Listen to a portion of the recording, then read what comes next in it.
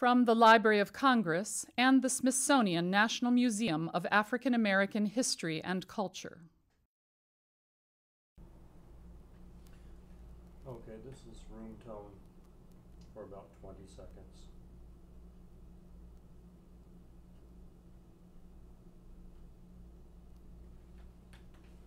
Okay, okay. Today is Friday, July 15, 2011. My name is Joe Mosnier of the Southern Oral History Program at the University of North Carolina at Chapel Hill. I'm with videographer John Bishop to conduct an interview for the Civil Rights History Project, which is a joint undertaking of the Library of Congress and the Smithsonian's National Museum of African American History and Culture. We're delighted to be in Philadelphia today with Dr. John Churchville. Thank you, Dr. Churchville, for inviting us to come by and spend some time with you. It's an honor and a privilege. Thank you. Well, you're more than welcome. Thank you. I thought I'd start today just talking a little bit about your childhood and your family coming up in Philadelphia. Okay. All right, where should I start? I was born at a very early age. I think that's a good way to begin.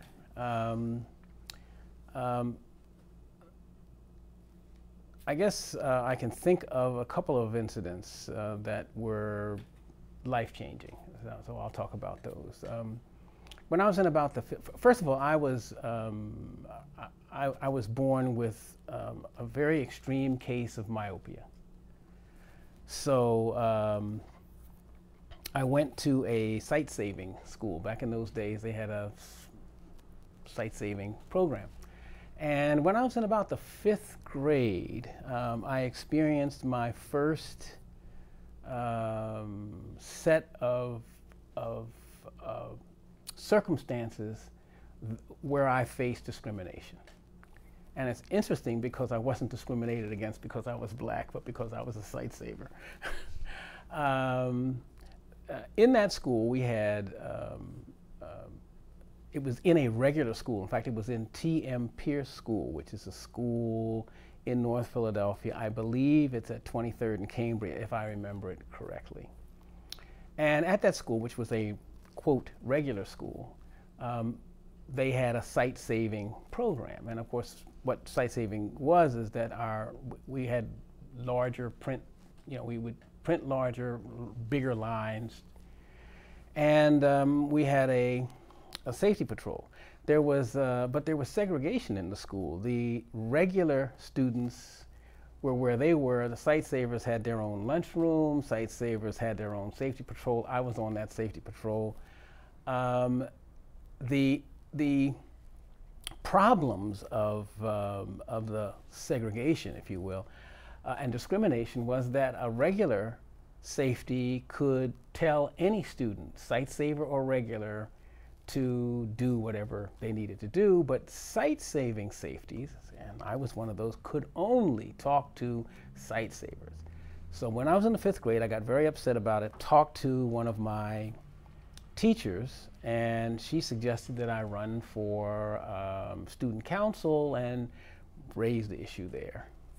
So an interesting thing occurred. I did run for student council, got on the student council, and in fact, kind of ended up being president of the student council and forgot completely about the issue that sent me there.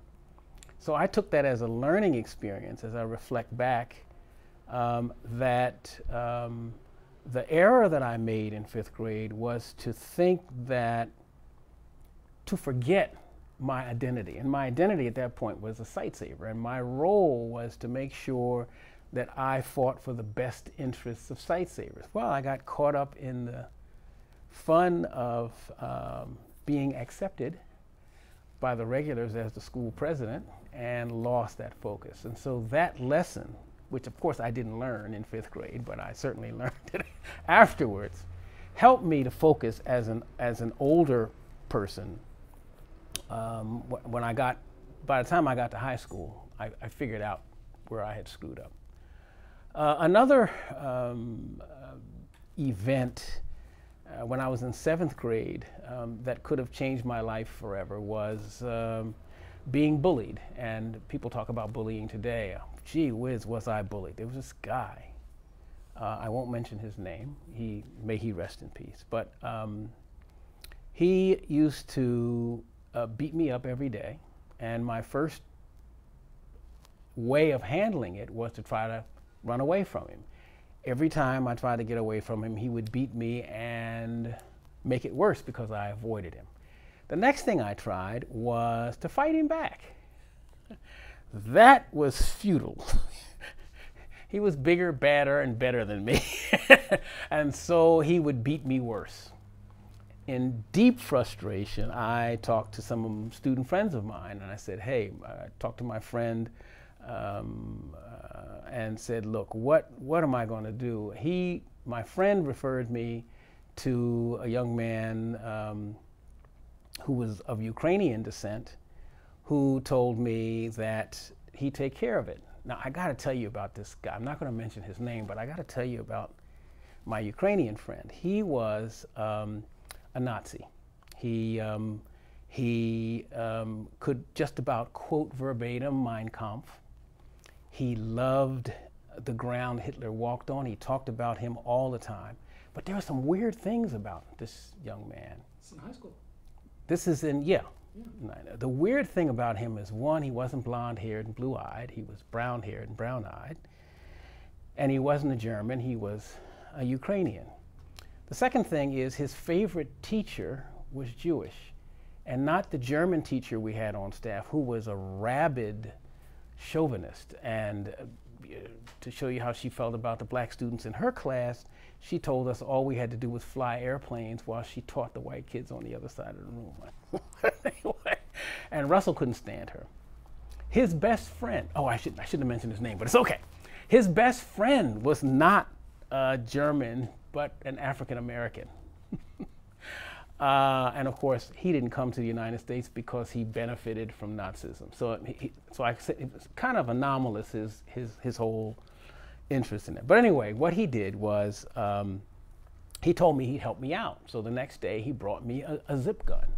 And he brought me some .22 caliber bullets, and he made the gun for me for free and gave me the bullets for free. And that day, I went home and determined how I would end the life of my torturer. Without so much as thinking about it. I mean, I put the gun in my pocket, went to school the next day, and this day I looked for my tormentor, and I found him in the schoolyard and asked him, why are you always messing with me? Why are you trying to make my life miserable? And he knew that I was too bold for my recent behavior. So he said, oh, you must have a gun. You must think you're going to hurt me. And I was going to pull the gun out, and at that very moment, as he was coming toward me, I, for the first time, thought, if I do this, I'm going to jail, and the worst thing that can happen, worse than jail, is I would disappoint my mother. And so I didn't pull it. He beat me that day. But he beat me, I've described it as, the way he beat me was like a person who does their due diligence. It's like, because you did this, I have to save face, I have to do something to you. But it was not at the level that he usually would beat me. It was sort of like a show. He beat me, it wasn't hard, it didn't hurt, and he walked away, and he never bothered me again. But 6 months later, he was dead. He was a member of a gang, and he got killed. So what I learned from that was that I could have taken an action that would have ruined the rest of my life.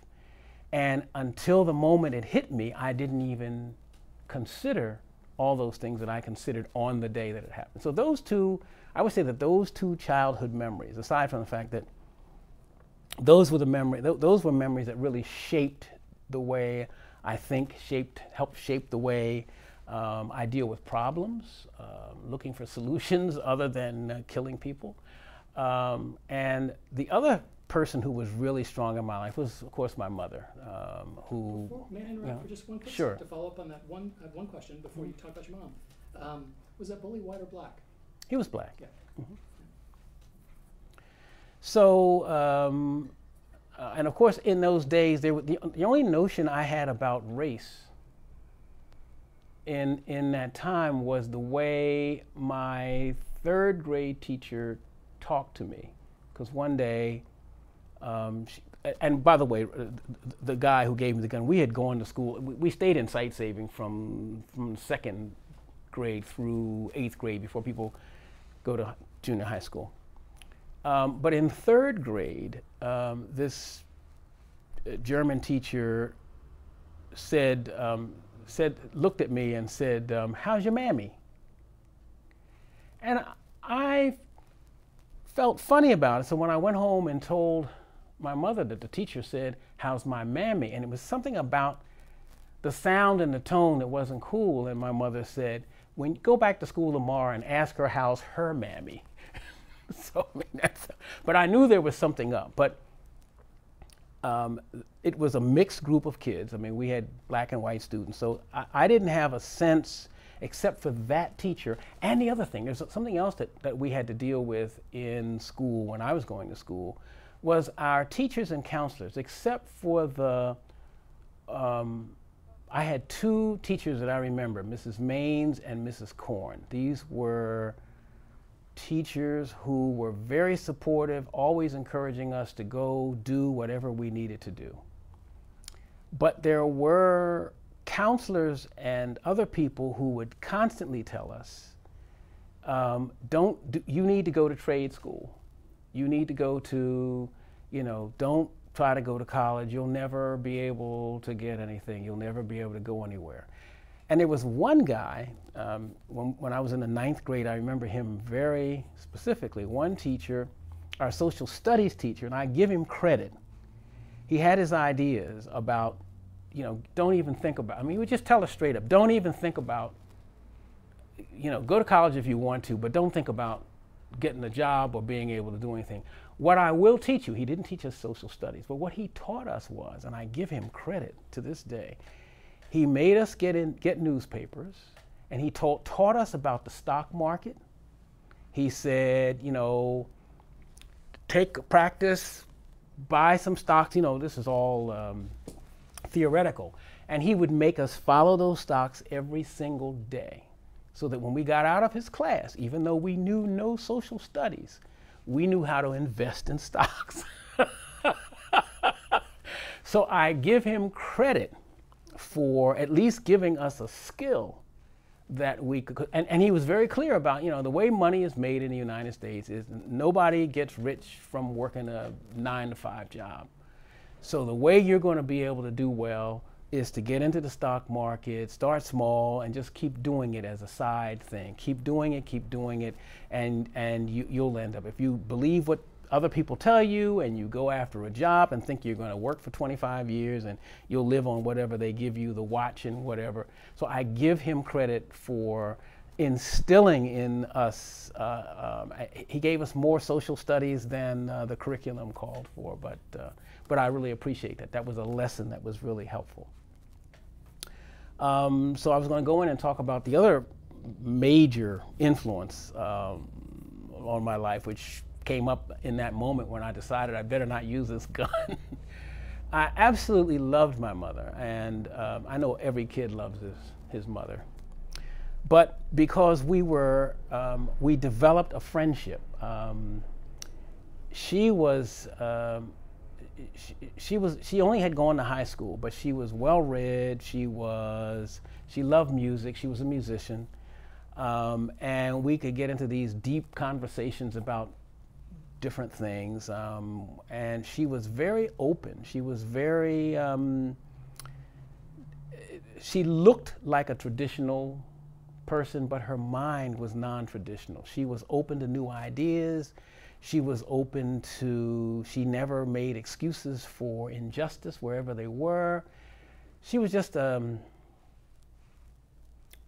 she was a person who, read Reader's Digest, read, did this kind of stuff. And so she was a tremendous positive influence in my life. And she always, one of the things that she taught me so well was always examine your motives.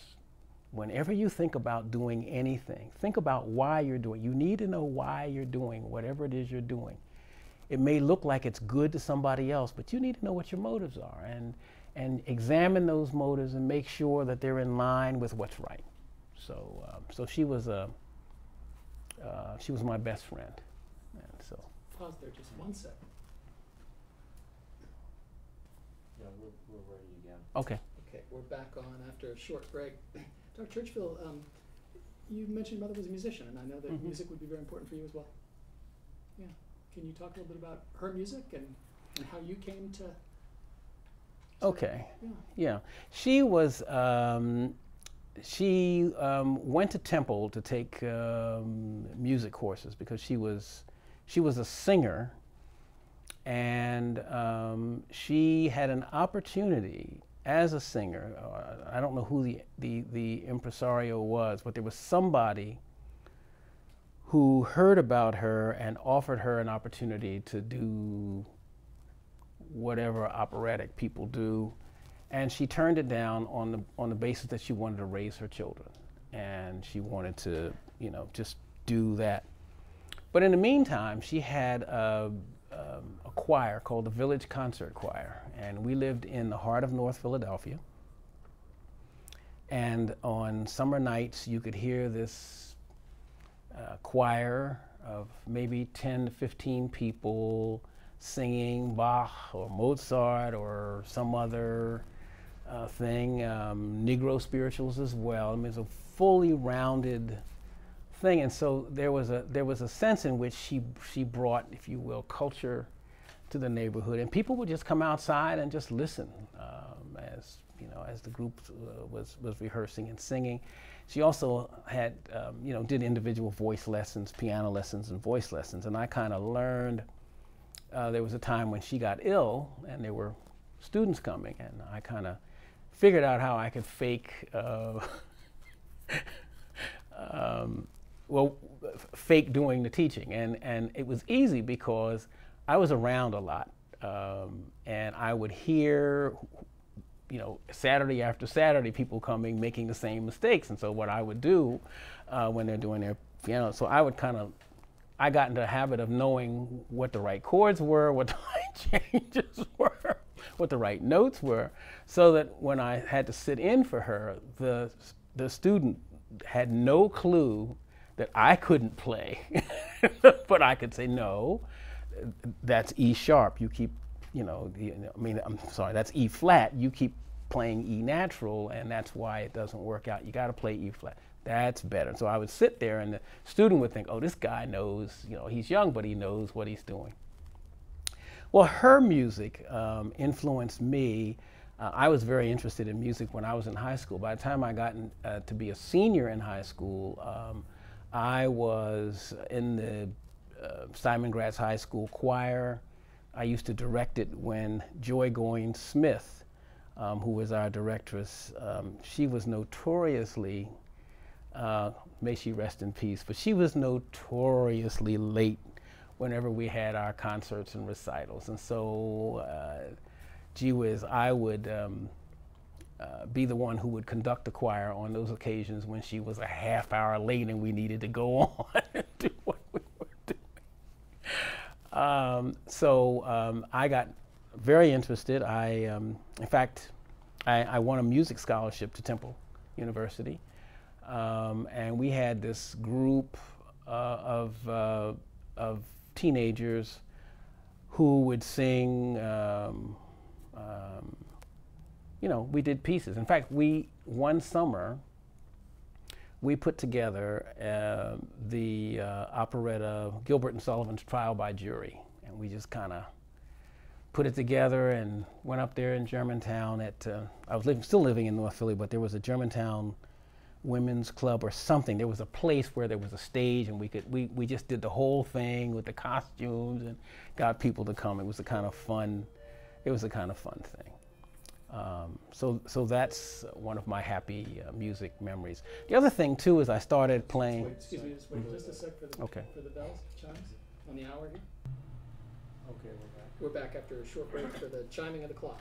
Dr. Churchville, you were talking about the performance and moving towards Temple. Okay, I won a music scholarship to Temple University on two grounds, I think, more so than my musical ability. Because of my eyes, I didn't really see the notes on the paper very well.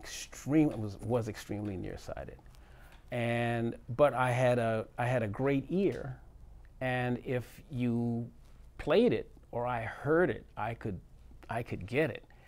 And I never formally, even though my mother tried to teach me, I learned how to read music by following the notes. I mean, it was, if there was a jump, I jumped. I mean, you know, and once I knew I was in the key, and if it wasn't, you know, if it wasn't a flat that should be natural, or you know, or a note that should be sharped, I mean, I could pretty much, if you gave me a piece of music and you started it, I could pretty much do it, and it appeared to people as if I could read extremely well, but I was just using my head. And in fact, maybe reading music is just that. But anyway. Is that fall of '59 that you started at Temple? Yeah. Fall of '59? Yeah. So I went to Temple and stayed there for about a year and a half, moved, left, I used to use the word quituated. I quituated from Temple University and had an opportunity to just move to New York and get away. I was about 19 at the time, and it was time for me to leave Philly. I mean, what's a 19-year-old still living in his mother's house for? That didn't make any sense to me. So I moved out and moved to New York, 318 East 4th Street. I remember that address. Lived in the East Village. It's called East Village now. It was Lower East Side when I was there. And really loved it. It was a whole new education. I mean, I ran into people who were Marxists and poets and musicians and artists and black nationalists and just a whole range of people. I mean, I met French people and, you know, just a whole group of people who were very different than people I grew up with, and it was just absolutely wonderful. I was just enamored. I was, you know, I'd go to the Pink Pussycat and in the village and listen to poetry and, you know, go through the whole thing. It was heaven on earth. What can I tell you? And I met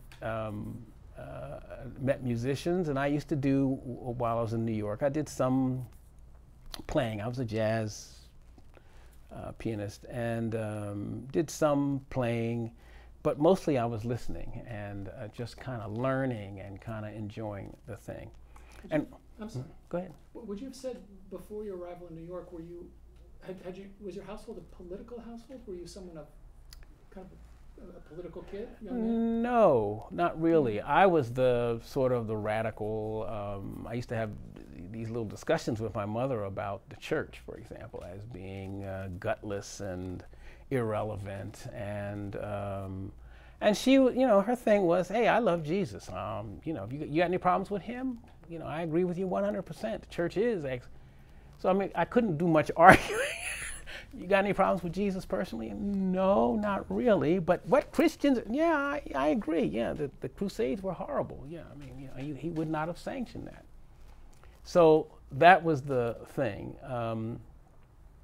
And before I left, I guess I should say this on the religious side, when I was about 17 or 18, I became a Muslim, an Ahmadiyya Muslim. And say how cool my mom was. Her thing was, hey, whatever gets you to take a bath and put clean clothes on, I'm fine with it. So, gee whiz, you know, you want to wash 5 times a day, please be my guest. You know, so she would let me, she would do some of the recipes that I'd learned, you know, and she'd cook them for me and enjoyed it. She was so comfortable in her own skin and in her own beliefs that her thing was, explore, do what you need to do. And if you can tell me Islam is better than Jesus, I'll switch. I mean, that was her line. What had drawn you towards Islam? I met a guy who was really sharp. He was young, maybe a year older than me. And he'd come around and he would talk about black history, and he would talk about Islam and Islamic history and stuff that went on. And, you know, it's like, wow, you mean the Moors that I've read about were black people and they created the culture that is in Spain today? When I look at all those beautiful things out of Spain that black people, you mean to tell me the stuff I read in my textbooks that blacks have not made any contribution to culture and the world except for their dances and minstrel shows? Wow, that isn't so. I mean, that was the catalyst, and it was a different identity. It was fun. He was young, I was young, and and by the way, my Muslim name is Yahya Abdul Hamid. So that was who I was for a period. I'm very much John Elliott Churchville these days, but I always give people credit for what they bring to my life and how they enrich my life. You'll find I'm very eclectic in my learnings and my appreciation for stuff. Anyway, so I did that, and then I moved to New York. And then through all of this, and it's one of the reasons why I loved my mother so much, she was so open. She was never threatened by anything that I came up with. She was just very supportive of me. And after when I had been in New York for a while, I had this opportunity to go south. This is where the SNCC story starts. Mm-hmm.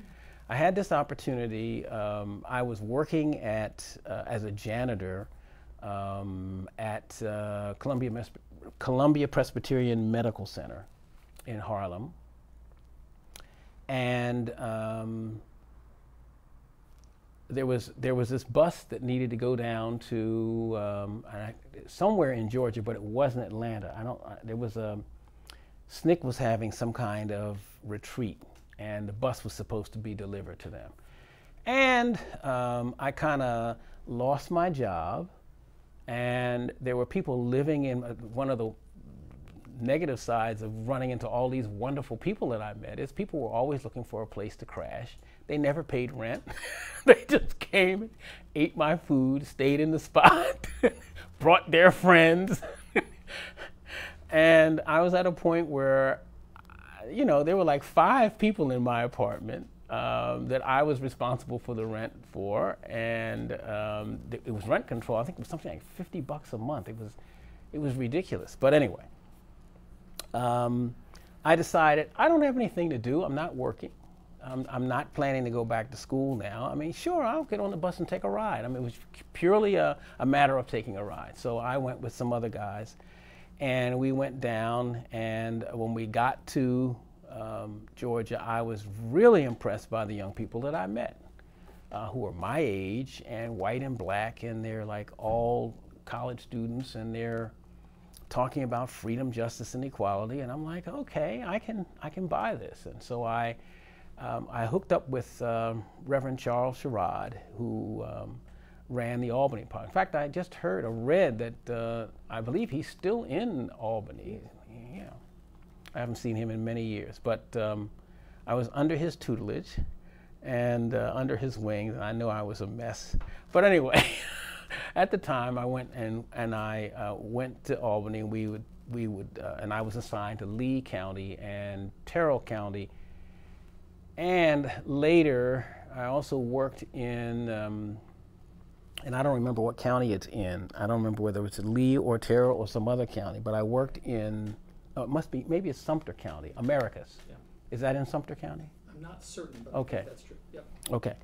I had, well, some interesting things that happened when I was with SNCC. First of all, please take some time and okay. Lay out the character. Interesting things. Charles Sherrod was an interesting guy to begin with, And he was just a die-hard integrationist. I mean, the whole notion of black and white together. So it was interesting with my experiences when I had been in New York. What I didn't mention is while I was in New York, and I had this Ahmadiyya Muslim background. And then when I got to New York and I would spend days and evenings up at 125th Street and 7th Avenue in front of Michaud's bookstore and listen to the nationalists give their speeches, and I met Malcolm X, and I went to Temple No. 7 and stayed, and I was just so impressed. This guy was so brilliant. And that's another thing. I mean, I like smart people. I love smart people. Anyway, and after the service was over, I went up to him and I said, Minister Malcolm, tell me about your life.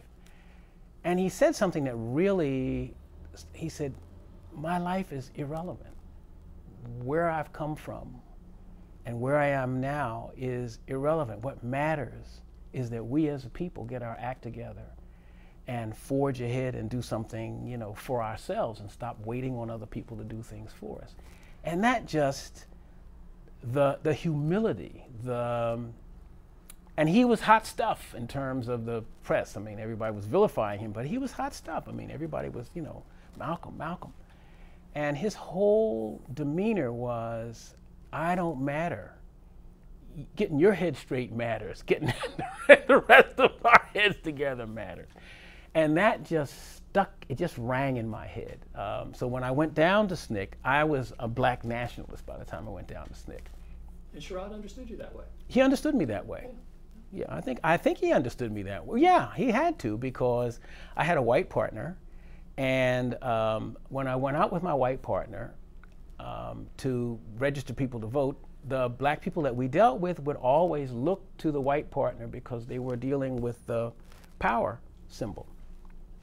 And from a purely egocentric point of view, it was bad enough to be in the North and ignored by white folk.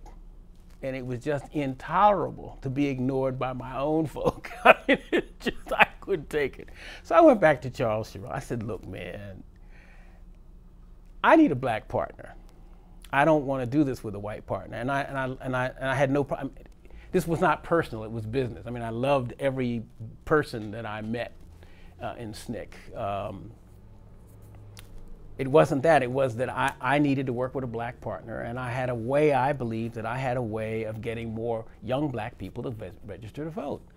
And so Sherrod came up with this deal. If you can get more people, I'll let you do that, but if you can't register more people than you can with the partner that I gave you, you gotta go back. I said, fine, I'll do that.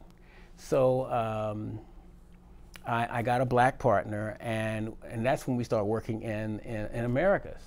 And at the time, this is really fun stuff here. At the time, there was, if you can believe this, there was a gang war going on in Americus, Georgia. I mean, we're trying to register people to vote, and in the black community, you got these two teenage black gangs at war. And I just went in the middle of a gang fight and started screaming and hollering, you dumb, bleh. And they just stopped. I said, this is what white folks want you to do. Why are you doing this? We're here to help you to register so you can get some power for real. Stop fighting each other. They stopped gang warring. We were able to recruit them to first register themselves and then to negotiate a peace treaty and help us go out and recruit people to register and vote. If I had tried that in North Philly, I'd have been dead today. But anyway, so that was kind of a fun thing. So did that feel like a success that you were? Oh really man, that was and it was the black talk. It was the black rap. It was the reason. The rationale for voting is not to integrate. The rationale for voting is to build a power base so you can elect people who look like you to office, who will do for you what people who don't look like you will do. And so that was, for me, that was the beginning of what I call black power. Yeah. And that was not looked on lightly or nicely by the SNCC folks. but they tolerated me, and I give Charlie Sherrod a great deal of respect for putting up with me, given his own views, and I think that and he was always, he said, you're rebelling. Churchville, you're always rebelling. You're rebelling. But he allowed me to be who I was. And so that was that was a success. I stayed with SNCC. Then there was the summer came up. Where Schwerner, you know what I'm trying to say.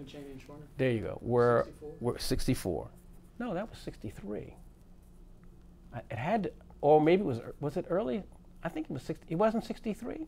No, 64. For those three, Freedom Summer, yeah. Because I believe, well, I must have come up after that. Anyway, I was in Mississippi doing, when did Liuzu? That was a little later. That was 65. Because that was on the way back from Montgomery after the summer. Okay, well, I wasn't there. I know my sense is that I left SNCC in '63. But anyway, I was in Mississippi. That's what your printed resume says. Yeah. Well, I mean, I may have but I know that I was in Philly by the summer of '64. Right. I know that. I know that I was in Mississippi at the COFO Freedom School teaching literacy. In Greenwood, Mississippi. I know I was there, and I think the reason that we were sent there was because there was an assault, and I'm thinking it was the 3 civil rights workers that caused us to move in, because we were moving in, I thought, after that. But my any other violence, unfortunately. Yeah. Well, anyway, there was stuff that went on. Man, before we shift to Greenwood, because I want to spend a lot of time on that too. Tell me a little bit more. I want to ask. Southwest Georgia was mean and nasty and hard. Yeah. And you guys were in the thick of a lot of difficult stuff. Yes. Terrible violence. Absolutely. How did you manage through that? And how did you what did you tell yourself to get up in the morning, and how did you feel? Well, it was easy to get up in the morning. Fear will get you up.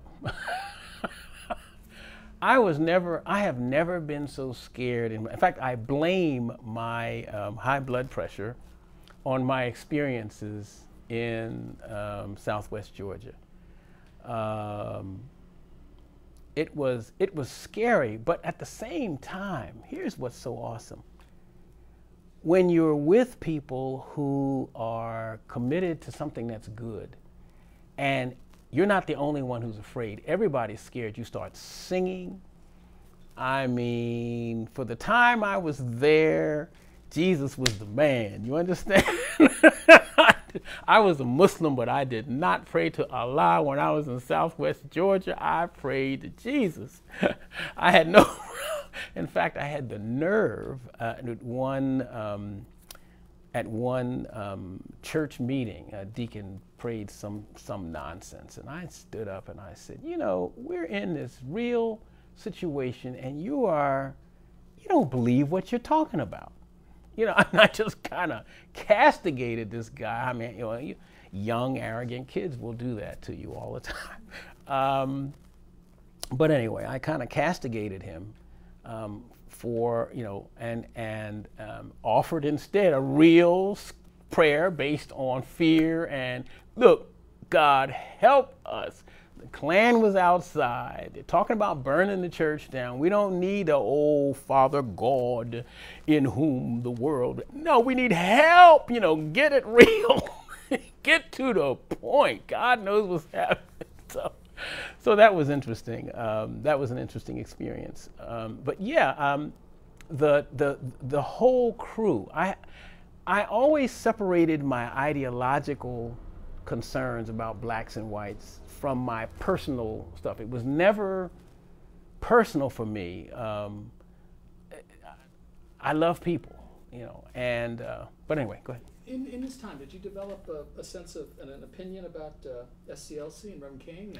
Oh God, yes. Yeah, tell me about that. Well, I mean, as part of it because of youth, and part of it because, I mean, as far as I was concerned, Martin was, you know, he was too easy, he was too light, he was not on point. Well, part of my anger, which I picked up from SNCC folks, was here we are in Albany trying to clean up after his mess. He wouldn't even stay because it wasn't working. SNCC stayed and continued to try to work when the cameras weren't there. And so that was a source of in fact, it was for me, in fact, I have to admit that it was only at his death that I was wondering why I was mourning so much, because I always held against him. I had issues with him about Mississippi Freedom Democratic Party and the role that he played in trying to get them to line up to the Democratic Party and not let them do what they needed to do. So I had real issues. It was only at his death that I said, oh God, this was my brother. And I may disagree with his tactics, but, you know, unfortunately, I got to respect him after his demise, but had very little respect for him prior to it. Were you ever, oh, you want to take a little break? Yeah.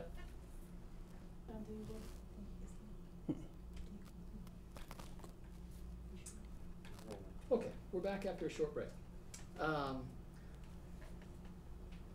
Can you tell me a little bit more about some of the things that stand out in your memory about the people you met in Southwest Georgia and the communities you went into? And Mm-hmm.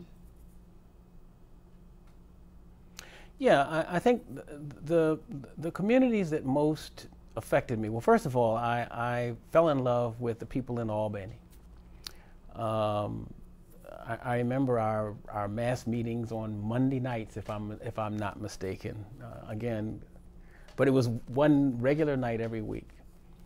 And there was one time when a preacher came to the meeting, and he started talking about the fact that the governor had given him a letter that allows him to travel anywhere in Georgia on the roads and not be molested. He can give it to the, you know, Georgia State Police if something happens. And somebody in the crowd, and I think it was Charlie Sherrod, said, "Watch him." And then he started talking some more, and then you heard another, "Watch him." And it was sort of like knowing that this is a plan. Here's a guy that's trying to tell us cease and desist. And so different people would say different things at different times as he's talking, so that it's more and more clear that this guy is on the other side. He's just sitting in here to try to keep us from doing. And then we just started singing, and we sang whatever the song was and just drowned him out. The whole church. Ain't gonna let nobody turn me round. And we went right into that. And it's still a favorite song of mine. He just went and sat down. It was just, so that was a thing. The other thing in terms of community, you would think that the people who made the change and who had the guts in those communities were the young people. It is not so. It was the older folks who were determined that they would not have their children and grandchildren live the life that they lived. And it used to make me angry that the kids didn't want to hear what we were talking about, by and large, except for Americus. I mean, Americus was a special case. But the kids in the communities that we went didn't want to be bothered. But the grandmothers would listen to us and would want the best for their kids and their grandkids, and they were the ones who were taking the risks. I remember one incident that really upset me. I've never really gotten over it. We were in one community in Southwest Georgia, and I don't even remember whether it was Lee County, Terrell County, somewhere. And we were called out to this house where the mother told us that the sheriff, who was notorious, Dunaway, who was just a notorious, horrendous guy, he had grabbed her son, who worked in a white store doing something.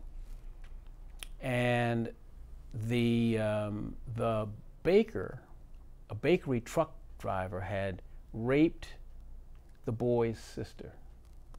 All right? The sheriff, and I guess the boy tried to tell the sheriff, or tried to tell, the sheriff pulled out a gun, put it to the boy's head, and said, if you open your mouth about this, I'll blow your head off. And I will tell the guy you're working for that you molested his daughter. And I was livid, and the feeling of not being able to do anything, that the law, the person who represents the law, how can you go to the sheriff who says, I'll kill you, and the other side of it is, I won't kill you, I'll let the guy you'll be lynched. And I remember feeling that pain and that angst, that rage. And there was nowhere I could put it. There was nothing we couldn't tell. The other frustrating thing was when the FBI guys would come down, they did nothing. You could talk to them. They went back and told the sheriff whatever you said. They weren't trying to protect you. They had no interest. It was just very frustrating to work in a situation where all you had was your colleagues. The only people who believed in what it was that you believed in, and the people. And again, I go back to that thing. One of the things that kept me in, I was scared enough to run the first day. I've always told people that I have a back problem. And if you look at it, you'll see a yellow streak all the way. But I felt I can leave, but they can't. I can't, at this point, I just can't. I'll be scared with them because they have a lot more to lose than I do. But I remember that, and that was extremely frustrating, extremely frustrating. And we'd hear about atrocities every day that never came to the light of day, and we'd hear about them, and people would tell us about them. Some things we'd even see, and there'd be nothing you could do. So that was the gripper. When you moved on to Mississippi from Southwest Georgia, did you go in a mood of ambivalence about your prospects? America's had been something of a success, and you'd move forward, but all this pattern of lawlessness and violence and despair. What was your mood that you took with you to Mississippi? Your perspective on this style of effort to change things? Well, I was really. Well, let me just say this to you. There were two strains that were going on in SNCC. Two camps. There was a direct action camp, which was focused around demonstrations, sit-ins, and then there was the voter registration camp. I chose the voter registration camp because I saw that as a way out. I couldn't see demonstrating as a way out. I saw no future in demonstrating. I couldn't see myself getting beat in the head for nothing. If I'm getting beat in the head because I'm trying to get people registered to vote, at least there's something. But to get beat in the head, to eat some food that somebody's probably spit in, I couldn't. That just didn't connect. So I was happy to be involved. I mean, I was appalled that black folks had to take a constitutional test. And my God, lawyers can't understand the Constitution. I mean, you can get all, there are experts in constitutional law who disagree about what something means. But it was a challenge to just work with what I could work with. It's like when you're in an impossible situation. This is another lesson that I learned. When you're in an impossible situation, you just do what's in front of you. I mean, I couldn't even think about future. I couldn't think about where is this going. It was just, I'm here right now. These folks are here right now. I'm gonna give them the best I got. I'm going to encourage them. I'm going to help them. I mean, I didn't even think through to, even if they know that the right answers, the people, when they take the test, they're going to tell them you got it wrong. I didn't even go there. It was like, give them what you have. Give it all you got. And just, it's like put one foot in front of the other. Don't think about the outcome. Don't worry about the end of the road. Just take steps. And that's what was my mindset. And I was quite, I had consoled myself with this. I was quite, I guess in a real sense, that was probably my SNCC experience was probably the first time I was living in the moment. Before then and after then, I've always thought about what's next. Where is this going? Where is it leading? What's the end game? I'm always thinking about that. Right now I'm thinking about not for this, but for other things that I'm involved in. Where am I going and where's the end game and how do I make steps to guarantee that I get there? But in Southwest Georgia and Mississippi, I got the privilege, and I can say it now looking back, the privilege of actually living in the moment. I couldn't go beyond that moment. I had to live every minute of it. And was satisfied to do that. Was Mississippi, in essence, a continuation of the same type of experience, or any substantial shift? Well, the difference was, of course, that I wasn't doing direct getting people to go down to the polls and vote. I was teaching people literacy, and it was just a different mode, and one that I quite liked. In fact, that got me when I came back to Philadelphia. I started a school. I mean, that was sort of my introduction to, hey, you like teaching, why don't you do it? One more question about all that before we move and turn our focus towards Philadelphia. Are there folks who stand out? You've mentioned Reverend Sherrod. Are there other folks who stand out? I'm also interested in, of course, there were the interesting gender and racial dynamics, because you had some white volunteers, you had some women in the mix, and interested in your thoughts when you think back on that. Yeah, well, Sherrod sticks out. Diane Nash Bevel, who was, just the sort of the sweetheart of the movement. Bernice Reagan, who was not only singing, but brought something to the movement. Bernice sticks out. Faith Holsart, who was in our camp, sticks out. Bob Mance, who I worked with, who was from down, he sticks out. And again, you're dealing with a memory. Oh, man, 50 years ago. But there are certain people who, and I'm trying to think, when this is all over and you're gone, I will remember other names. Yeah. But those are people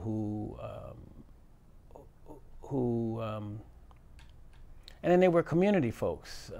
Eddie, whose last name I don't remember, but I worked with Eddie. Eddie put up with a lot of mess from me. I mean, I teased him a lot, and we I won't tell that story, but anyway. But there were, Dory Ladner and Joyce Ladner.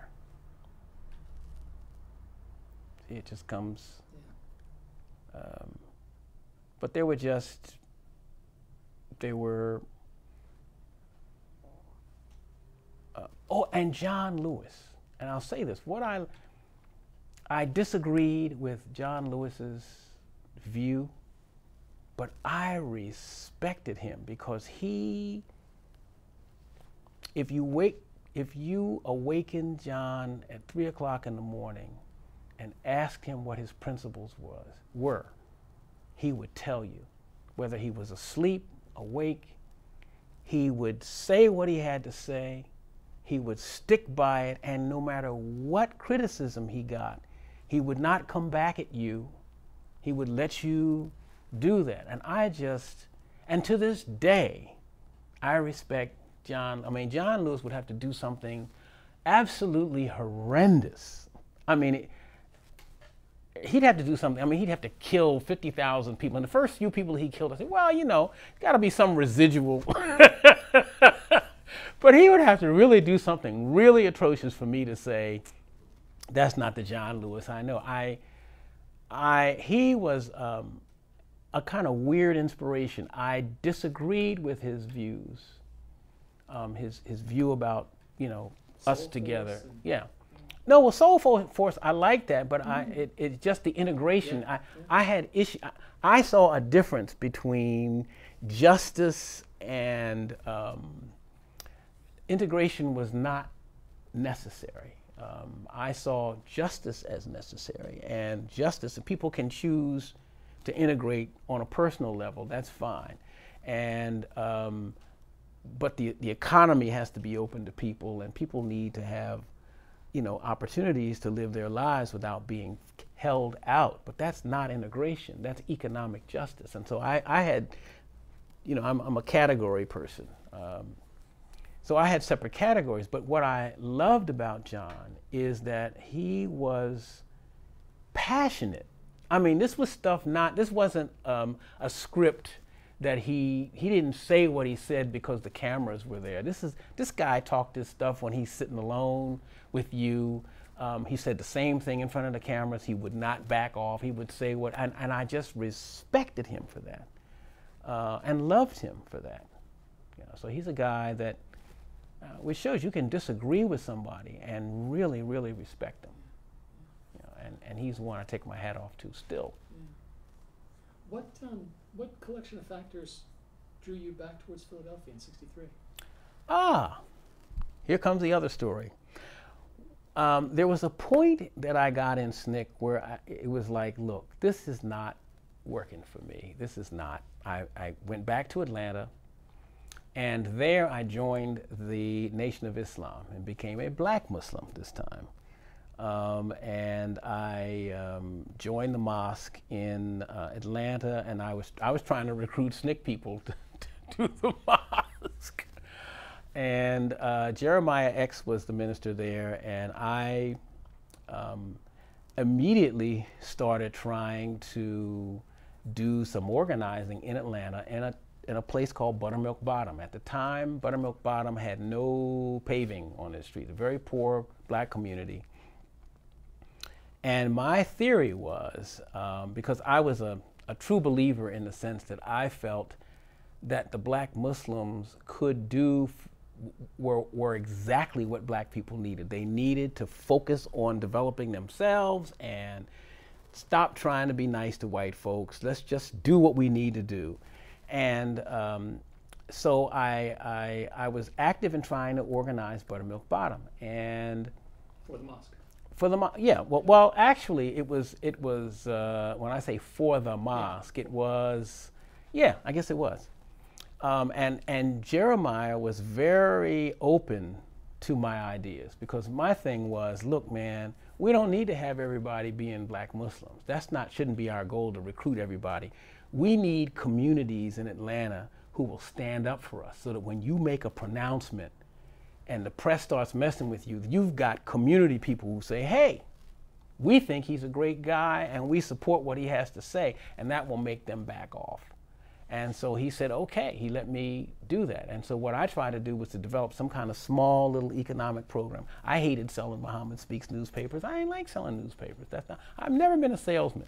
I tried and failed miserably, both in insurance and something, and securities. But anyway, so I tried to organize young people, and I had to get permission from the Chicago headquarters. And when I tried to get permission from Chicago, I was turned down. And that's when I first started feeling funny, because we're like, hey, wait a minute, then you're not what you're advertised to be. Because I came on the advertisement that you care about us and you want to see us develop. And we were talking about businesses, and here we have an opportunity where we can give kids, they can sell papers and make money. I don't need to, I don't need to do that. I can work at something else. I mean, I'm not selling papers to make money. I'm selling papers to get the word out.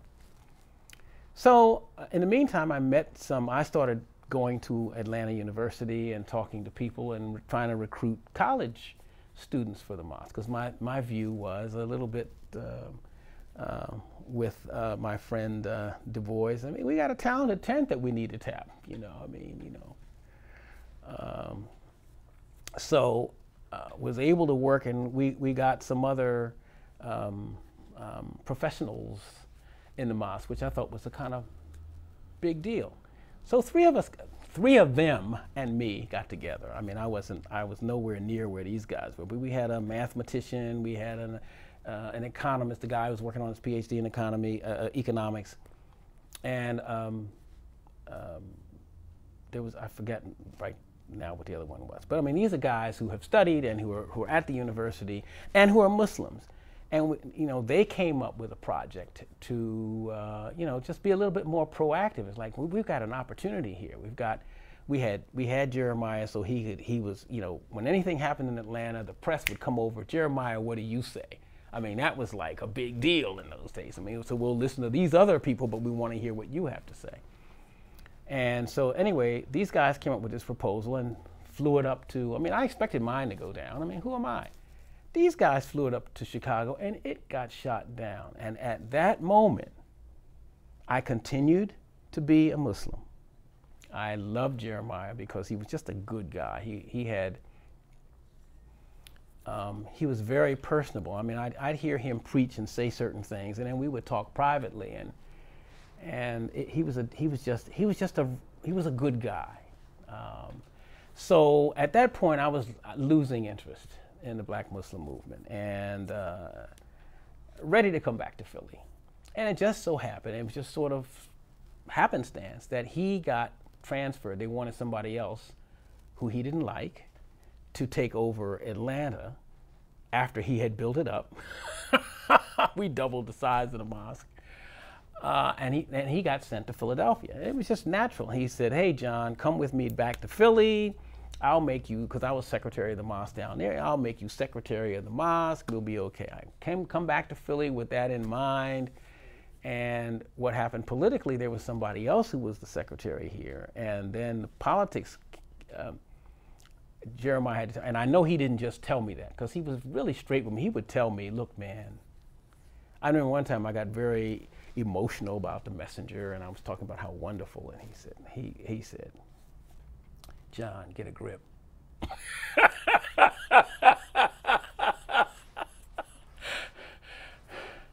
The Honorable Elijah Muhammad is just a guy, man. Don't tell anybody I told you that. Don't get carried away. And that he would tell me that. I just appreciated his honesty. So I knew when he told me you'll be secretary. When he got back, he was like, I was at my mother's, back at my mother's, and he said, John, I can't make you secretary. The messenger wants the guy that's there to stay. It's out of my hands. So I said, okay.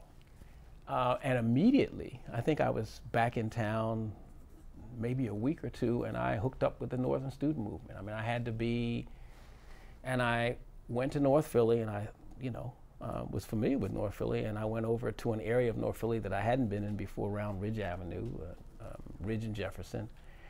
And there was a building available, and I said, hey, we need to come up with a project in the Northern Student Movement that is a library. We call it Freedom Library, NSM Freedom Library, which will have books by and about Black people, because my argument was the reason that Black people are not functioning the way they should is because they have low self-esteem, they don't know their history, blah, blah, blah, blah, blah. And at this point, I had completely discounted the whole notion of racism. I mean, I didn't address it that way. I mean, just all my meetings with my communist colleagues didn't help me with that. I was busy dealing with other issues. But anyway, so I put in a proposal. I went to the Dolphinger McMahon Foundation and asked for a grant. That same summer, there was a riot in North Philadelphia, and every store on Ridge Avenue got broken into except Freedom Library. That because it was a storefront and we had the globe with hands around it, and it just said NSM Freedom Library, and it wasn't attacked, which was just kind of interesting because they got the barbershop next door. Why are you going to hit the barbershop? But anyway, so after the riots, Dolphinger McMahon came through with a $1,200 grant. I guess it was a lot of money in those days. I don't remember. And then, what was that? That was like 64. So when I left the Nation of, I was still in the mosque, but I was not active. I mean, I'd go on Sundays. I supported Minister Jeremiah because he was a friend. He was a really good guy. And then the stuff happened, and I'm kind of fuzzy about the dates. But Malcolm left, either had left or left. Had left, spring of '64. Okay. And so I went up to New York. I met with him. Met with Malcolm X? Oh, yeah. Oh, yeah. And, you know, it's like, okay, let me help hook up the Philly chapter. And the guys, anyway, people I met in Philly who were supposed to be part of this thing were I don't know who they were. I don't know. I'm not going to say they were agents. I'm not going to say they were the shakiest people I had ever met. These folks were supposed to be associated with Malcolm. With Malcolm. Yeah. And so anyway, I joined the Organization of African American Unity, and was supportive, put a picture of Malcolm in the window. Well, when I did that and word got back to Jeremiah, he went to my mother and he said, please tell your son. I mean, that was the time when if you got out of the Nation of Islam and followed Malcolm, you were writing a death sentence for yourself. You were going to get yourself hurt.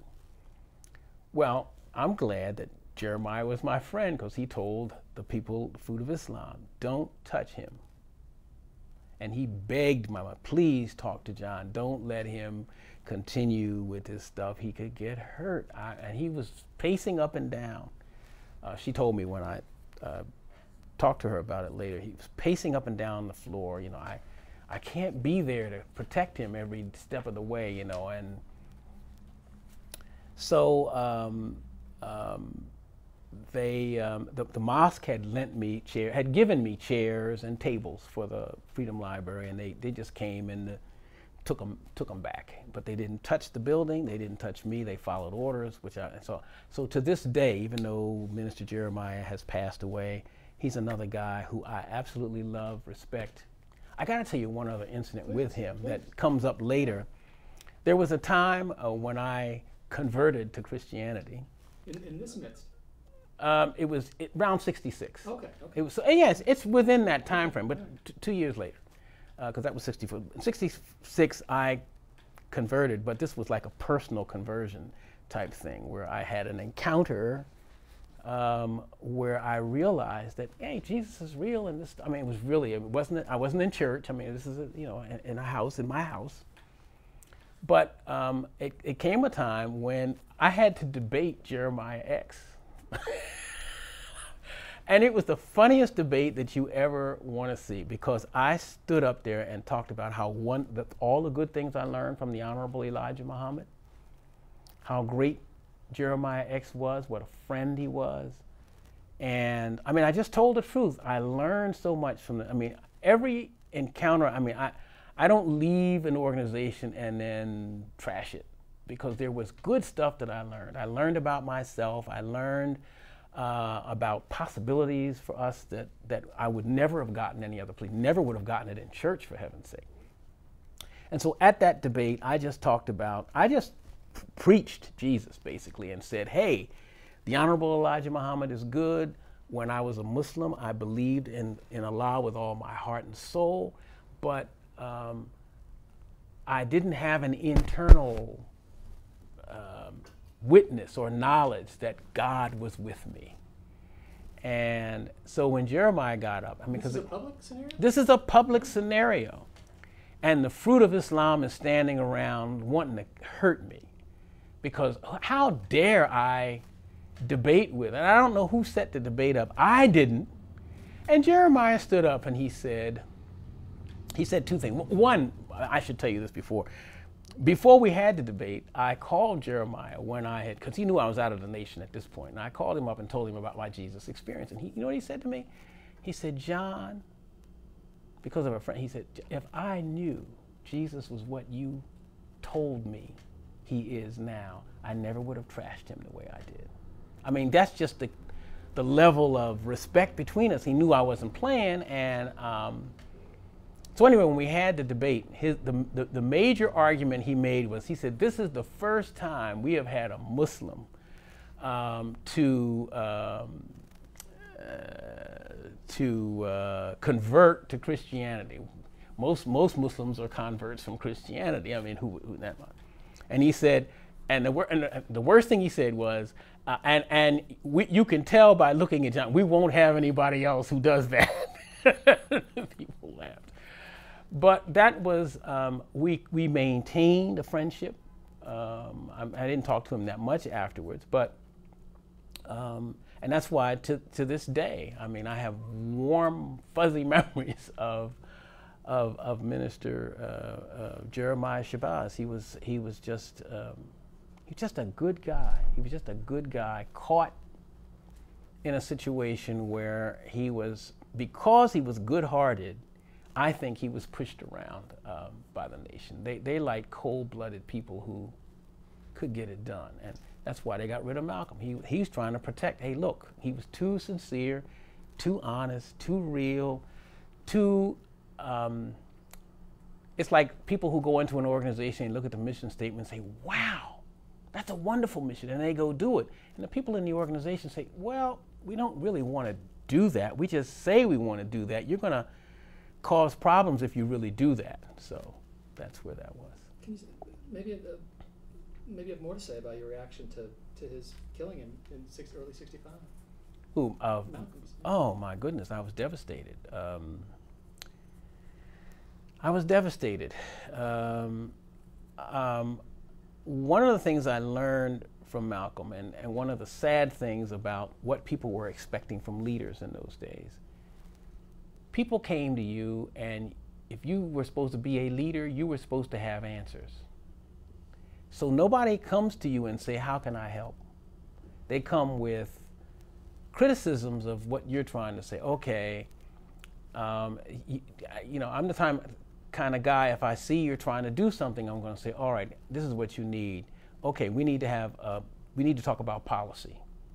If you're going to do this particular thing, then we need to talk about policy, or you need to talk about whatever it is that's going on. We need, and okay, I can handle this segment here. I'll do this for you, Malcolm. I'll do this. I can handle this. And then you're expecting other people in the room to say, well, I'll handle this. And they're all like, what you going to do, Malcolm? What you going to do about it? No, nobody's taking any responsibility. So I was pretty devastated at his death, and you know, again, put his picture in the window, and you know, it's just one of those things. But one of the things I learned is that, and what upset me the most was the people who said, I remember being a black Muslim and talking to people about the nation when I was all gung-ho, and their thing was, yeah, we love Malcolm. If he wasn't with the Nation of Islam, we would follow him. So I took note of those people, and when he left the Nation of Islam, I said, okay, he's out now. He's got this community organization that we're trying to organize and dealing with issues that affect people's lives. You know, this isn't rhetoric anymore. It's about now trying to, you know, he's had his epiphany, and he's seeing that, you know, it's not going to be based on race. He's trying to, you know, still help the people who need the most help. Well, you know, and so the same people who wouldn't take a risk then wouldn't take a risk afterwards. And so I learned a lot about human nature. And I'm clear that people who aren't willing to be afraid with you are no help to you at all. Because whenever you're trying to make a change, I don't care what the issue is, there's always this scary part where, yes, you could fail, whatever the object is, you could fail, you could be made a laughing stock, but if you feel it's the right thing, even though you're afraid, there's something about taking that step.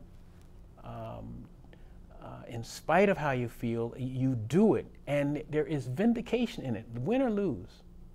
I've been in fights that I've lost, and I don't mean physical fights because I lost all of them, but I mean, struggles, community struggles that have really not worked out well. But what has made me feel good is I was in it to win it.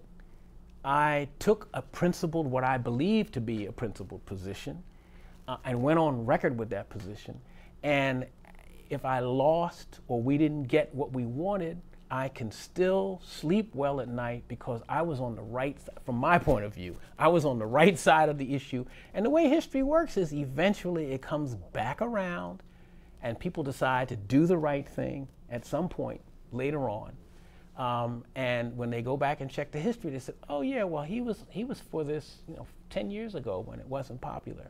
So I don't make a big deal when it goes, oh, I just say, yeah, well, that really vindicates my position. Let me ask one more thing, and then we'll take a break and maybe have a little drink and relax for a minute or two and come back and talk more about all the work you've done in Philadelphia. But one more thing, 63, 64, say through SNCC, Mm-hmm.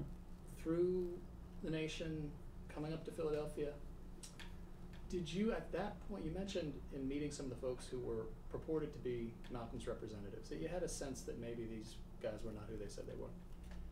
More generally in that broad context, did you have an active sense even then that you might have become yourself a person kind of who, FBI and Hoover and those guys were watching? Oh my God, they came to me. It was not very subtle then. No, in fact, I've never made a request for my file, which I guess I should do at some point. Be interesting. But the FBI came to when I started the Freedom Library. I'm sitting there, and they come to me about James Foreman. There's this move to get white churches to give money for whatever it was at the time. And I just said, you see that I'm here trying to start a school for kids. I haven't broken any laws, and if you think that I'm going to give you information to deal with James Foreman, first of all, I don't have any such information, and secondly, you guys can't, when we called you, when people were being lynched and you said you couldn't do anything, but you have time now to try to pin something on a guy who hasn't broken any laws yet, but you want to build a case? What is this? So they huffed out. And I knew at that point the fact that they came, and there was another thing that let me know. When I came back to Philly, I was trying to get a job somewhere, and the guy said, you're on the pink list. You're on the pink list, because they had me as both a Muslim and a communist and a radical or some kind of stuff they had me. And so yeah, I have known. And another thing too, I went back to visit, and I forgot what year it was. I went down south to visit either in 66 or 67, I don't even remember when. And people told me that the FBI had been in touch with them and said that I was coming, and probably coming to foment violence. I mean, it was just that. In 66, 67. I think, again, yeah.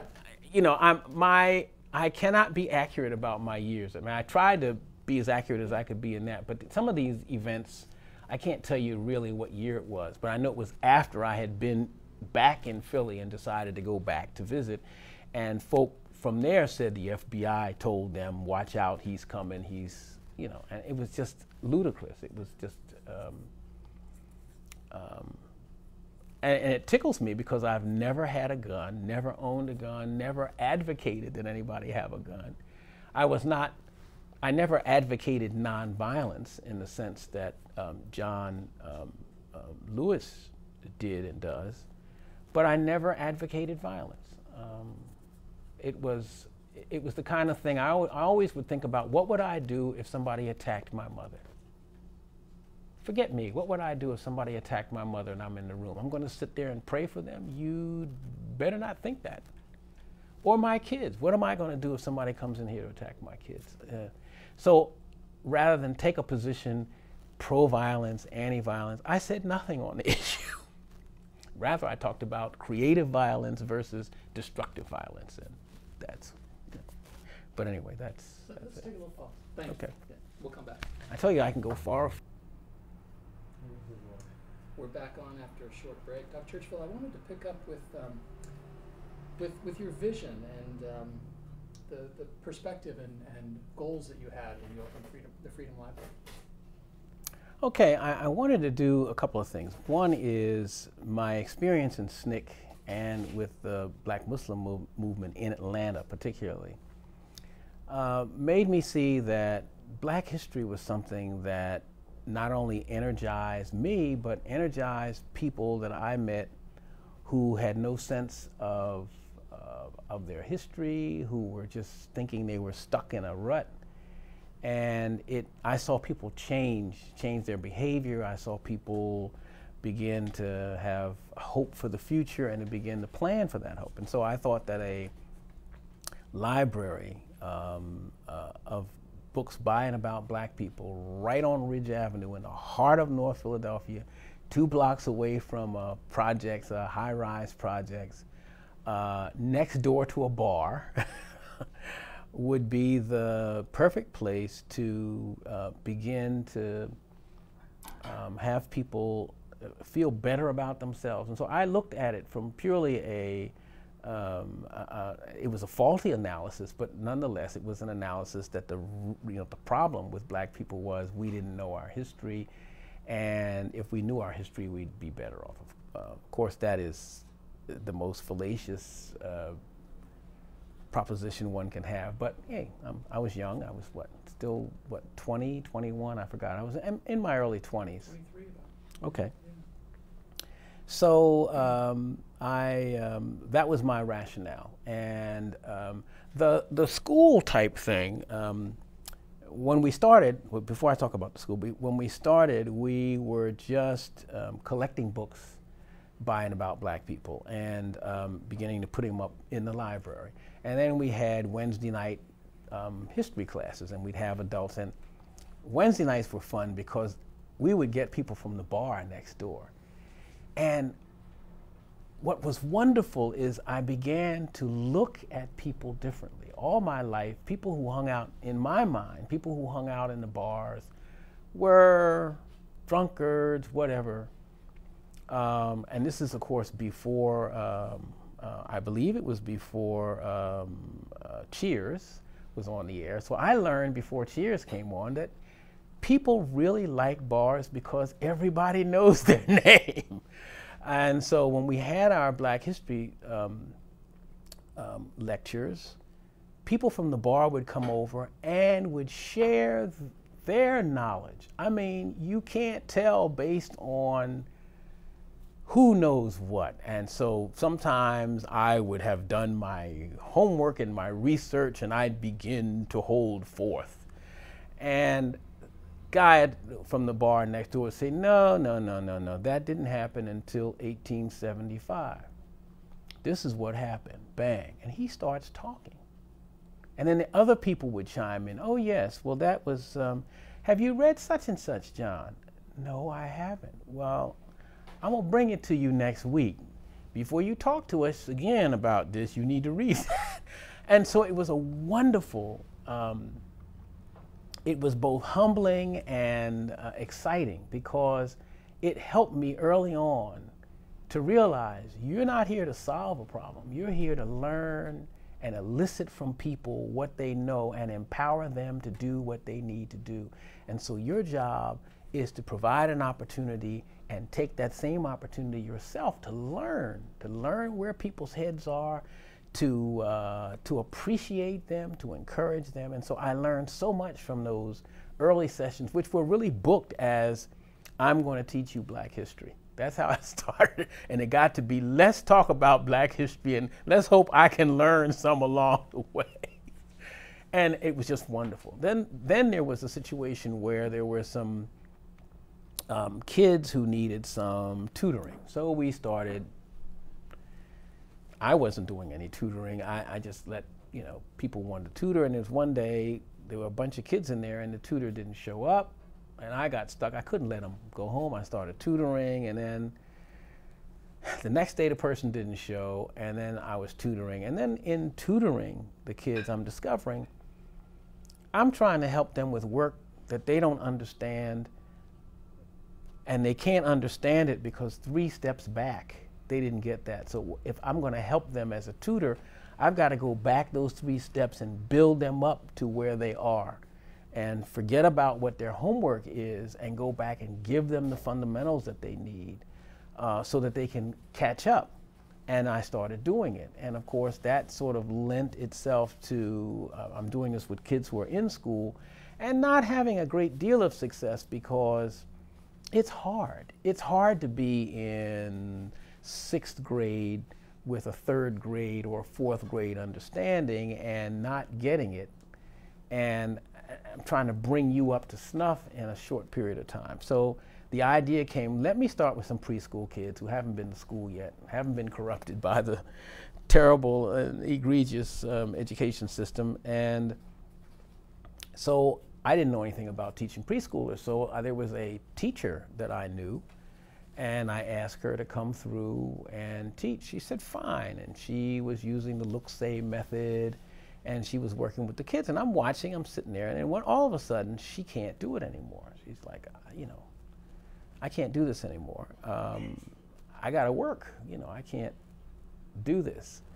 So I started with the look-say method, and I said, there's a way, wait a minute, how did I learn to read? And I remember that standing up at the blackboard with Mrs. Freed in 1st grade, talking about, going through the phonetics of the alphabet and then putting an A in front of it and an E. And I went, how that came back to my memory, I don't know. I started working with the kids on phonetics, and then I discovered the Lippincott book series. There was in those days books put out by Lippincott, which would have which if you use their system, had kids reading 2 years above whatever anybody else was reading. It was just wonderful. I bought the series, and I started working with kids and getting excited about the fact that kids could start with phonics and you could move them into reading. And I used, my kids were my own, I had kids, I did my own kids were guinea pigs for this, and they were reading. Gee whiz, my youngest son David was reading at about 1.5 years, and my other kids, were also. And what I loved about the Lippincott books was that they would hit you with new stuff all the time, and they teach you how to deal with the AU. What does that sound? And it was just, it's like I found a miracle. And so then we started talking about, okay, let me set this up. And so we started teaching 4 days a week, 2 hours a day. And what I did in starting the school was just go in the neighborhood like the Pied Piper, and I would go to people that I had worked with on trying to get them to do rent strikes and history who lived in the neighborhood, and said, hey, I want your kids. You got little kids between 2.5, as long as they don't pee on themselves, I got them. I can work with them. No diapers, 2.5 to 5, I'll take. And just started teaching those kids every day, 4 days a week, and just for 2 hours, and focusing on reading and focusing on math. And after I did that for about 2 years, I just incorporated, got my friend who was a lawyer to incorporate Freedom Library, Day School Inc., and started having kids come. And I remember when the school opened, I had 10, 15, 20 kids that I would do for free. And when I said, okay, it's now $10 a week, and I knew that $10 a week even then was cheaper than any babysitter. And for $10 a week, I'll feed your kids lunch. It's 5 days a week. I'll feed them lunch. You know, all you gotta do is bring them and pick them up, and I'll take care of them for the whole week. And I had 3 students. And I worked on those students. I remember distinctly sitting in the Freedom Library praying, God, if you will give me 10 students, I might be able to make a living at this. And he never gave me 10. It was 3, 3, 3, and then it was 14. Then it moved to something like 20 something. And when it got up to, I think I was teaching up to 35 or 40 kids in a single classroom. And then I grabbed my mother, who always wanted to teach, and she took the older kids, I took the younger kids. One of the wonderful experiences that I had in teaching the kids is I would use what's called the individual prescriptive method of teaching. So without knowing what that was, I would, if I was working with George over here and George could read faster and understand what was going on than the 7 or 8 kids in his group, I let George go and give him work to make sure that he, you know, check him out, listen to him, and then I'd work on the other kids. And it ended up that most of the kids were operating on their own, sort of like it was hard for me to group them because there were some kids who let's say that George was up to page 45 and begging for more. And this guy next to him was on page 14, but plodding along. Somebody might be on page 25. And so what I would do is just kind of spend time with each person and encourage the kids. And it got to be where it was so many kids, I had to group them. But I allowed them to push each other. So I would have George read, if he read very well, and the other kids would want to read as well as George read. I'm making up George. I don't think I ever had a George, but that's okay. But the fun thing in all of this was I learned about teaching, which was counter to everything that I had ever heard about teacher education. I mean, the teachers that I met were telling me that my methods were just horrendous. They were not working. My kids were reading. They were doing new math. They understood what a set was, and they knew what a subset was, and so it was really. I was experimenting, but I was energized, and at the same time, I hated it. This is what is weird. I enjoyed the interaction with the kids, seeing them learn, but I hated teaching because it was hard work. I'm up at night after the kids are gone. They all have written homework that I give them, and I've got to go through 45 books and give each person separate. I can't give one sheet and say do that because everybody's at a different level. The kids who were doing math were at different levels. Somebody had just started long division. Somebody was still on addition or subtraction. And I had to look and just progressively stay with each kid and make sure that they were being built up in a systematic way. So that meant I had to sit there with these homework books and get them ready for the next day, because when they came to school the next day and I'd give them the corrected whatever they did the night before, I had to give them the next book, their homework book, because I didn't care that you were 2.5 years old. You had homework, and it was writing, making your A within the lines, down, across, whatever it was. So it was both exciting and exhilarating, and it was. If you ask me then, I enjoy it in retrospect because I'm thinking about it, but I remember distinctly hating it, but I had to do it. I couldn't quit. And I did it for 14 years and then quit. I was burnt out at the end. Did it feel like did it feel like a radical project to do that? No. No. No, it was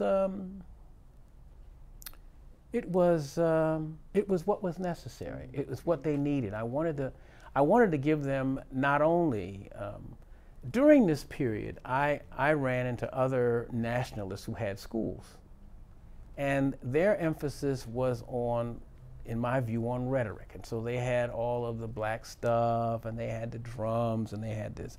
I had none of those things. My thing was, you got to have skills, and you got to know about your blackness. So it was history. It was, you need to be strong in character, and I always push those character traits. Honesty, integrity. The hard work. All the stuff, and smart work. Not necessarily hard work, but smart work. So those were the things that I pushed. And in dealing with other educators who were working with kids, and I had real issues with Imari Baraka, who and his mentor out in California. Why am I forgetting his name? Because I've read him and did some doctoral work related to some of his ideas.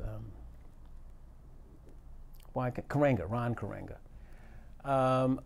I was very concerned that kids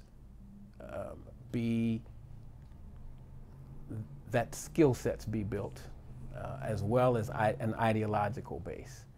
And I just thought that they spent too much time on an ideological base without giving the kids the skills. And so if a kid can tell you by rote whatever it is that he tells you, I'd rather that the kid tell you by rote his timetables and stuff that he can use when he's navigating in the world. I got together with some other people, and we formed the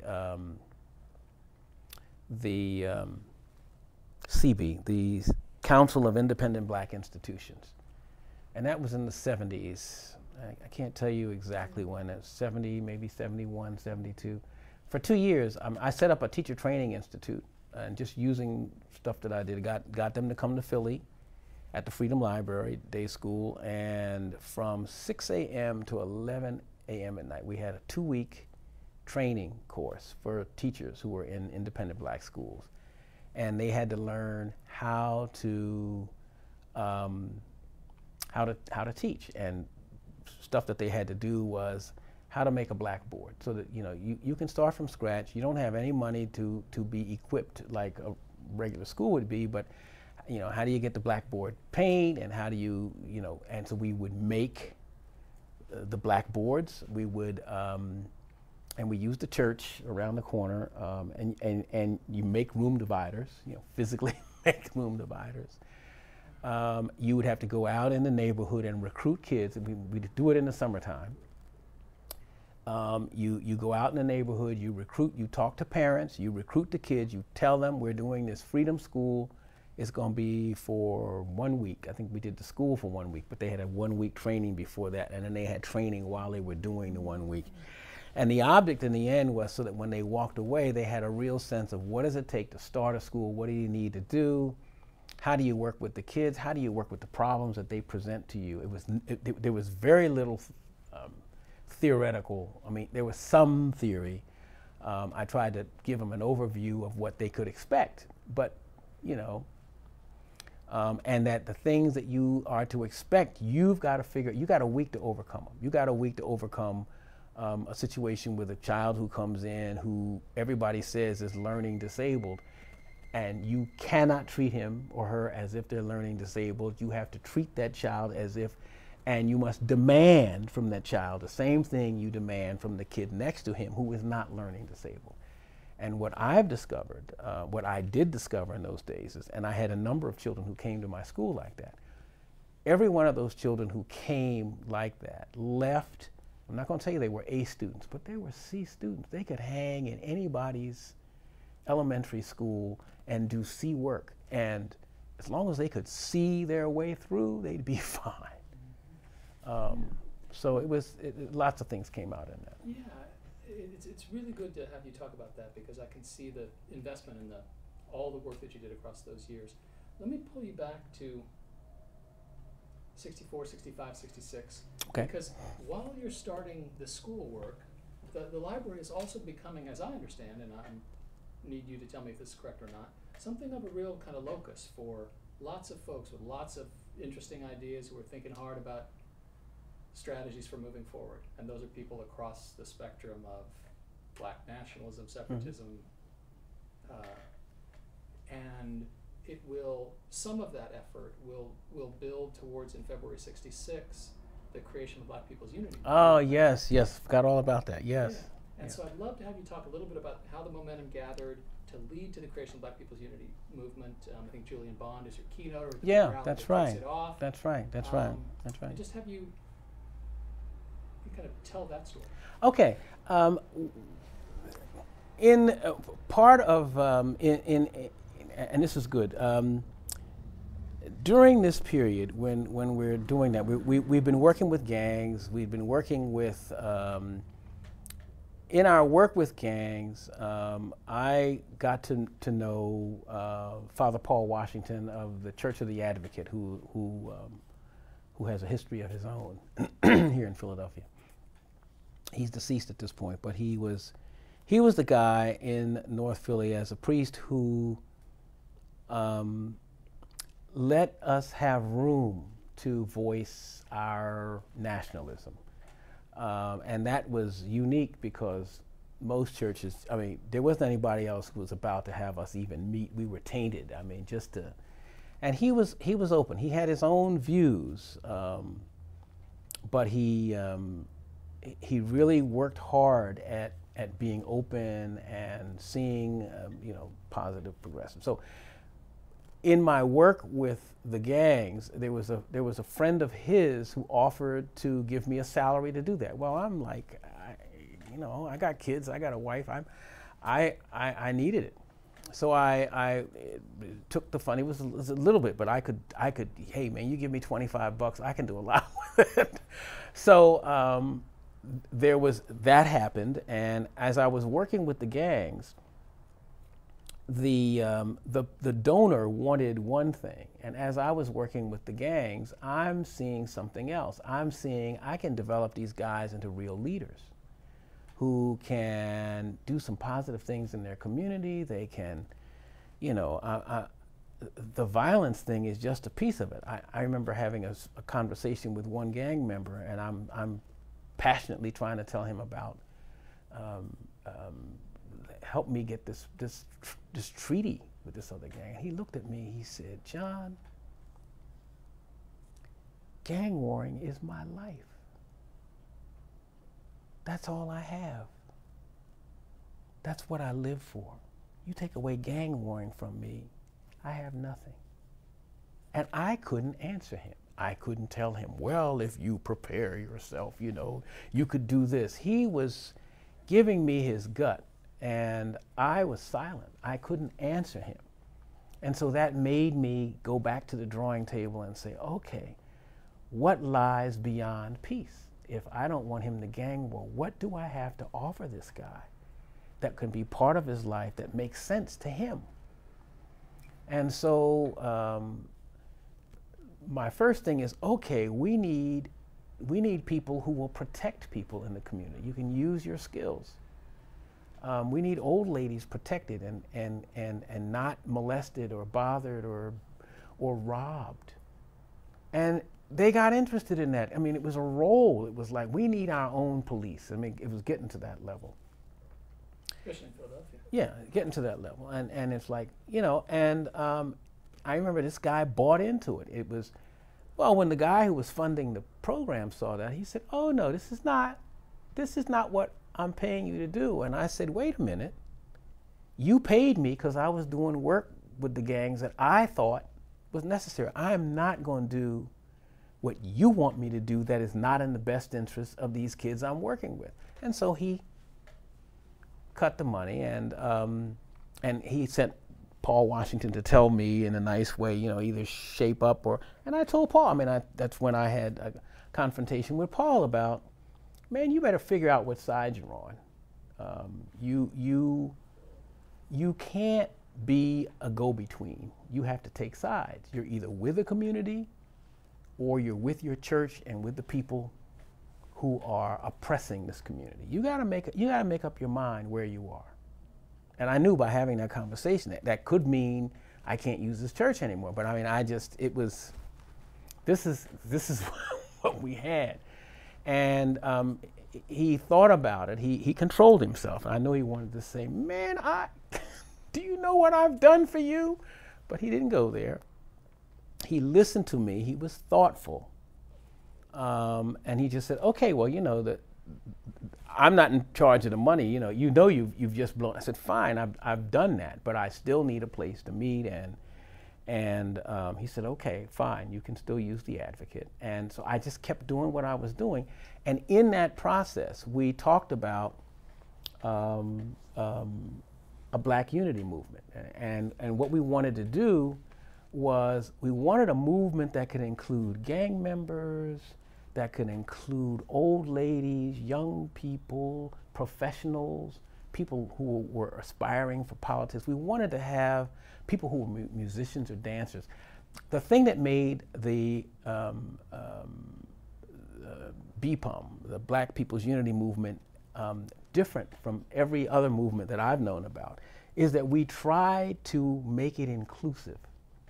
So we had Arthur Hall, who was a famous African dance, he had a famous African dance troupe. We had John, the guy who started Freedom Theater here in Philadelphia, John Allen. We had his group, so we had artists, we had musicians, we had people who were aspiring for political. One of the guys who ended up running for political office and becoming the state senator, state rep in this area, Richardson, David P. Richardson, was one of the young guys at the time who was part of this. And we had lawyers, we had doctors, we really had, and we tried to get people to see what is it how can we look at each other and not alienate each other, be alien from one another and yet represent the interest of the group we represent here. So if I'm a doctor, don't tell me to sing Kumbaya, that's not what I'm here for. How much room was in there for ideological diversity across? How much there was lots of because what I was interested in at that point was getting people together. And one of the things that I learned about getting people together is you get 7 people in a room, you're going to have 14 points of view. Yeah. So if you're not ready to tolerate 14 points of view, and what I was always interested in is what's the bottom line? What can we find that we all agree on? We never tried to take a position as the Black People's Unity Movement that was so radical that people who were in it couldn't buy it. Yeah. So what we were really pushing was just how do we work together? What kinds of programs or things that we can come up with that we can all say, hey, that's a good idea. I mean, if there are real estate people who say, hey, we need to educate Black folks about buying property. Well, nobody's going to argue with that. Let's do that. Let's have a seminar on that, and so that kind of thing. Yeah, I'm going to ask about that year of '66, which has a whole lot of a lot happens in '66 around this effort. But to kind of set the stage for that I have read that the Black People's Unity Movement was organized around 2 founding principles, and I think they really illustrate the strength of feeling and perspective about the nature of U.S. culture and society at the time, and what one possible avenue forward would be for Black Americans. One principle was that white supremacy and racial inequality were constitutive of U.S. culture, that they were a part of the culture that the nation carried forward, and that had to be acknowledged and confronted. And related to that was the fact that therefore progress for African Americans depended in large part on intra-racial unity. Of course, this as that goes of your earlier conversations about John Lewis. And just as the movement really starts to move forward, February of '66, it's not many months later before there's a massive police raid coming right after that movement and its close affiliates. And so I'm very interested in having you talk a little bit about how you felt you were reaching forward and then that raid and its implications. Well, you're talking about the infamous SNCC dynamite case. It's very interesting. One of the things that had happened while we were doing the school was there was a guy who came who was called Casimiro Pereira. We discovered from one of our informants that he was a police plant. But we didn't know this before. He came and he wanted to set up a thing where he would have martial arts for the young people. Well, I wasn't opposed to that. It's okay. But then he started talking about, well, I've got some M16s that I want to bring to. I said, oh, no, my man, no, we don't need rifles. We don't even need fake rifles, much less real rifles. And I kind of watched him, and other people who were around kind of watched him, and somebody saw him sitting up in the police having conversations, and they got it back to me. And I never said anything to him that I knew that he was a police informant. But there were always attempts during that period. People would float in and try to instigate some kind of stupid something to try to get you hung up. And it was lots of situations where people would buy it. In fact, I believe, now I don't know this for a fact, but I believe that the guy who got arrested on the dynamite case, somebody posing as a construction worker went to him and said, look, I got this dynamite. The guy said, oh my God, you can't have that. Well, would you hold it for me? Yeah, I don't know what to do. And then that's when and then they stuck it on him. The raid was, this guy talked to me. And I'm telling him, man, don't have nothing to do with nobody's dynamite. You leave it where you found it. Let the police know that it's there. It's probably a setup to put you in trouble. Oh man, I can't call the cops, man, because the guy is. And I think in that case, the guy was a police informant who set him up. But anyway, in the meantime, the police used that. Rizzo was the police chief at the time before he got to be mayor. And he came to the Freedom Library in '66, yeah, about February. Yeah, because my wife at the time was very pregnant. And they just, about 1 o'clock in the morning, broke down the door.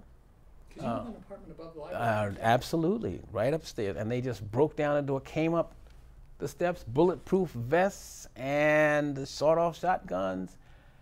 And I happened to be up. I don't know why I was up at 1 o'clock in the morning. My God, it would have been a mess if I had been asleep and awakened by this. And up in our face, and I was concerned about my wife, and my wife was just horrified by it. And she was angry, and she started, fussing.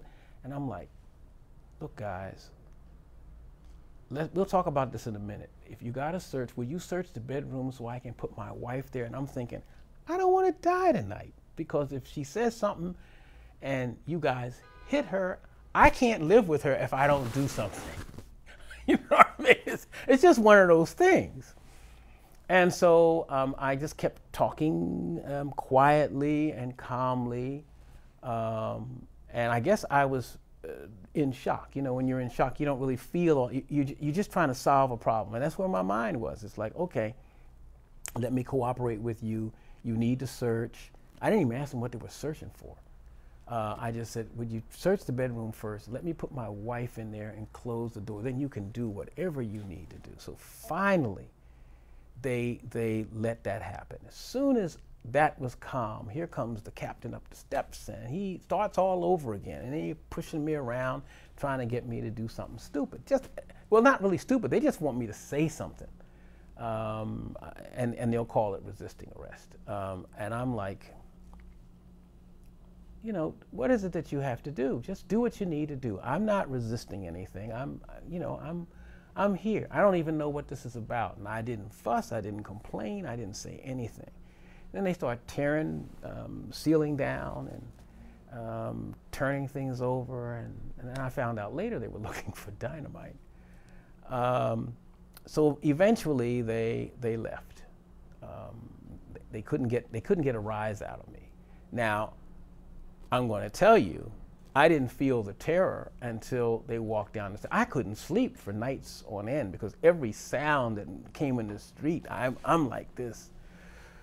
I called my lawyer, and I say my lawyer because he was a friend, and he was in the Black People's Unity movement, William Lee Akers. And last I heard, he was a federal magistrate in California somewhere. But William Lee Akers, I've always trusted him. He was just a straight shooter, good lawyer, tough guy. And I called him up and told him about everything, and he said, "John, they had a warrant. There's nothing we can do." And when he told me that, I just said, okay. That was a big moment for me because I was enraged, I was traumatized, and my feelings were hurt. I mean, it was like, how have I behaved in this neighborhood? I've never had a gun. I've never talked. In all of my militant speeches, you'll never hear me talk about rise up and kill the crackers. You know, that wasn't my rhetoric. It was never on that at that level. So I mean, so it was a lot of feelings going on, and I flip back to the night of the thing. When the cops left, there was a big group of people outside who were ready to confront the cops. And I calmly, even though I was upset, said, look, we're going to handle this in a legal way. Please go home. They want you to do something. They're prepared for you to do something so that they can, you know, mow you down, basically. And so they dispersed and went home. And when my lawyer told me there was nothing I could do, I had to make a decision. And the decision I made was, I'm not going to let my hurt feelings, I'm not going to let my pride and all the things that, you know, I was violated. I can't let that mess with me because there is nothing that I can do. I mean, I can make noise, I can fuss about it, but it's wasted energy, and I will be getting off track from what I need to be doing to help people. This is something that happened to you, John, and you know, you can't get it confused with what you're trying to do for people. And so I sucked it up, basically. And I was wise to do so. Yeah. Let's take a break for just 1 second. Let me just, we're back after a short break. I want to say, just so it's in the record, that raid, it was August 13 of 66. FBI and police in the city of Philadelphia, the SNCC office, the Freedom Library, 2 apartments. There was 80 armed, you know, kind of riot gear clad law enforcement officers and 1,000 uniforms behind them. I mean, this was really a massive show of law enforcement authority by the white police establishment here in the city. Is there a connection between, well, let me ask you sort of to take us forward from that summer of 66 towards, you know, it's the spring when James Tate is reelected. No, sorry, he will be reelected in the fall of 67. In the spring of 67, he makes Rizzo the police commissioner. So that happens. And then the summer of 67, that's when David Richardson asks BPUM to help organize high school students. And I don't know if you had a lot of direct engagement of that issue. No, I didn't. Not. No, I didn't. Yeah. But you know the story about what happened to those kids. I know a little bit, and it comes to a certain echo and culmination. Sure. So maybe you could tell that story. Yeah. No, I can't, because I wasn't really I tend to I have learned, for good or ill, to function with blinders. And it's like I determine where my territory is, and there are lots of things that happen, there are a lot of issues that come up, and I have disciplined myself to stay focused on stay in my lane and just focus. I heard about what was happening with the kids. It was like a massacre that went on, but I did not get involved in it. There were some kids who came to the library and talked about it, and I kind of dealt with those individual kids and you know, talked to them, but I did not try to get into that. Yeah. One of the things that goes back to my mother's always asking me to examine my motives, I always questioned why I would take an action. So I was never running to get in the paper or running to be quoted. There were times when I was quoted, or, you know, but those were things that I did not run toward because I couldn't trust my motives if I were doing that. And it would be like my attitude about certain movement people who sort of looked like they were running around to get press. I'm not going to name any names, but particularly right after Dr. Martin Luther King died, there was a certain gentleman who seemed to be in the limelight all the time and had a different story about history than the other people who were there. So, but anyway, I always questioned, and so I wouldn't get involved in something, even though I might care about it or it might affect me, if it was not in the scope of work that I had set out to do, and if I couldn't answer the question of what's your motive, are you doing that because it's hot now, and I couldn't do that. How'd you push forward after 66, 67? Continued doing what I was doing, basically. I continued school till 1978. I was the head of BPUM for a while, and then we had a moment, I think, somewhere in 66 is when I had this Jesus encounter. And so there was a meeting of BPUM at which I just kind of shared with everybody that, hey, this is where I am, and as long as I'm chairman, we're going to use Jesus' leadership principles. I mean, and somebody in the audience said, well, how do we get rid of you? And I said, it's as simple as voting me out, and they did, and I felt very good about that. I mean, I took that Pauline approach. I have, you know, for the cross of Christ, I have been evicted. I was quite pleased with myself. And so there was a period right after that when it appeared that I lost all credibility. People were calling me, you know, he's crazy, he's a Jesus freak, what's happened to John, he's not radical anymore. And it is precisely that was the beginning of my real, I think, radical development, because I saw Jesus as a revolutionary, and I saw him and still see him as one who calls me to account for everything and requires that I make whatever bold moves I need to make for the benefit of folk. And in fact, and to have the strength to do it by myself if need be. And if other people come along, know how to treat them and enjoy them, but to stay the course. So that it was an interesting period, because after that, that's when people who had been friends kind of dropped off, and I changed history nights to Bible study nights, and people were like, this man has lost his mind. And that just happened for a while. And as life would have it, I just continued being who I was. And over time, I'm still dealing with issues, still dealing with community concerns, and I'm not doing it in even in a religious vein. People expected that at that point, oh, he'll probably start preaching. No way. I wasn't even going to church. It was a while afterwards that I started going to church, and found that very frustrating.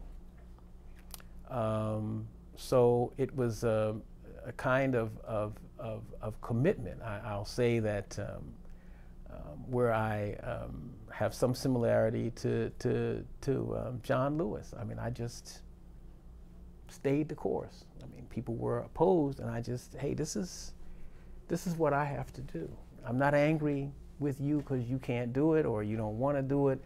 I'm not an evangelist. I'm not trying to get you saved. I'm just doing what I gotta do. Did you participate through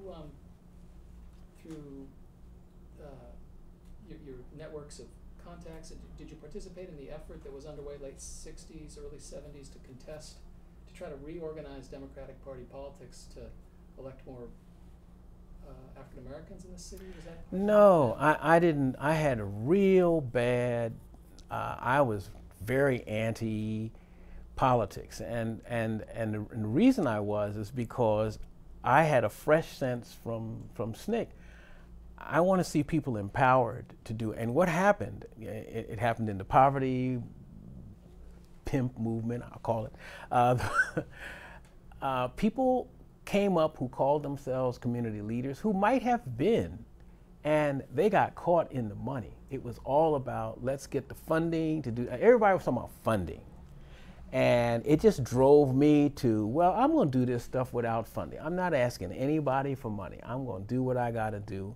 And it was amazing that we could get stuff done without funding, and other people who were being funded were just being funded.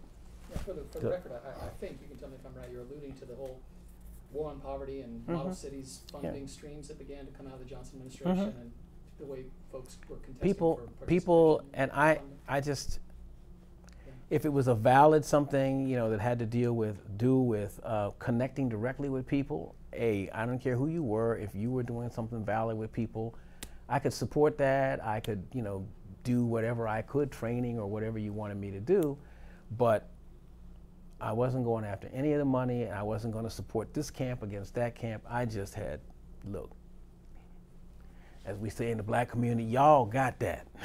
I had nothing to do with that at all. Rizzo will become mayor in 71. Of course, Richard Nixon's elected 68. So at the federal level, you kind of then see here in Philadelphia and Rizzo in some ways being a candidate who made some of the same arguments and on the stump that had carried Nixon forward. How'd you feel about kind of the community in Philadelphia and North Philadelphia moving forward into the 70s? Well, in 70s, I was very active. What I would do when things got frustrating for me at the local level, I would do national stuff. And so the CB, the Council of Independent Black Institutions, I got very involved in developing the curriculum and planning for those 2 years of the trainings, and you know, meeting with people and talking about that. And at the same time, the CBS documentary had been done in '68, and I think they aired it in '69. So I had some follow-up from that. People would, I got a chance to speak at different colleges. I had a chance to do work with kids in Chicago, where I actually did some demonstration things which were fun. I mean, just meeting kids I didn't know and trying to do it, you know, and would tell them, you know, if you don't let anybody come and tell you how to teach kids who isn't teaching kids and letting you watch. I don't know any of these kids. I don't even want to talk to you if you don't have kids for me to work with. And then you can critique me or whatever you want to do, but you shouldn't listen to anybody who's talking about teaching kids who doesn't teach kids. So I had a good time in Chicago. I was trying to be mean to the kids. They just laughed at me. They didn't take me seriously. I mean, they knew where I was coming from. This was the Bill Cosby program, hosted by Cosby? This was post Bill Cosby, yes, yeah. Right, but you had alluded to the TV program, and that was, right. So during that period, it's sort of like I had a focus outside of Philly. I mean, I could go here, I could go there, I could work on these larger projects that would have, I thought, national impact. And so those were the things that I was interested in. And that was a strong period of the struggle between what I would call revolutionary nationalism and cultural nationalism. And the people out of California and in Newark were talking about cultural nationalism, and so people were supposed to wear a certain garb and be African and do this. And I'm talking about revolutionary nationalism. What we need to do is to develop politically, but we need to develop not within the system, the corrupt political system, because we can see that it's based on something that isn't cool. We've got to test people, we've got to train people, we've got to have people whom the community trusts. And then we've got to get the community then to elect them to office outside of the machine. Well, you know, that doesn't happen in some of the best communities in this country. You just can't beat the machine. And it's not just Chicago, it's Philly, it's New York, it's Atlanta, it's wherever you are. This was a tough machine in Philadelphia. Very, very. And it still is. It still is. It still is. During that period, the national work was what kept me, and I've tend to have that view that whenever I run in, if I'm working on a project and I run into a snare or a stump, there's a place where I can't go anywhere, I let it sit for a minute and go do something else. And by the time I get finished doing the something else, I come back to the other project and I can go with it. So that's one of the ways that I keep myself from being discouraged. You know, there's always something to do, and it's just a matter of focusing on that one thing or two things and doing it. And when you get into something that you can't go any further, you go back to the first thing and you can move that forward. So that's pretty much what I did in those years. John, can we pause for just a second? Sure. And then thank you for hanging in. I know it's been long. Okay. Dr. Churchville, thank you for such generous contribution of thought and time and perspective. I really appreciate it. I want to spend some time, as you would like, as much as you would like here at the end, talking about you have really forged a career of remarkable commitment to the community and have been involved in so many efforts to carry the community forward. And I'd love to hear about some of the things that have been occupying most of your energies and efforts for some time now. Okay. Thanks for the opportunity. Yeah. Right now, or when I say right now, between 2006 and now, there's been I've been very interested in, well, maybe I should start before that. There was a period in my life, in about 1995, I was in a serious car accident. And I was supposed to die, but I didn't. And it really, by this time I was practicing law, you know, I had gotten a law degree, I was practicing law, and it really helped me kind of refocus again on what really mattered in life, what are the points. And after that experience, I got interested in taking theology to another level. So it was not a change in my commitment, but it was, okay, I think it's time for you, John, to kind of do some study of theology, kind of go to seminary, kind of get that together. Not necessarily to be a preacher, but just for your own philosophical, theological development. And so that experience did more than anything to help me realize that practice of law was not fun. I was not having fun. And in the practice of law, I did some very interesting things. One, I started out as a farm worker attorney for so there you go. I started out as a farm worker attorney in New Jersey, and that reminded me of being in Mississippi and in Georgia, because in the early 90s, South Jersey, Cumberland County, and Salem County were, to be out at night and to be a lawyer representing the farm workers was like asking for somebody to shoot you. In the 90s? In the 90s. So after a year of this, I couldn't take it. Just the fear factor. I mean, just honestly, the fear factor. Let me come to Philadelphia and practice law in Philly. Let me start a practice that deals with the elderly and, you know, estate planning, which is really what I wanted to do. So when I came here to do that, then I got involved in criminal law, which I hadn't planned to do. And so I'm working with a lot of young people who are being charged. And I'm getting interested in the kids.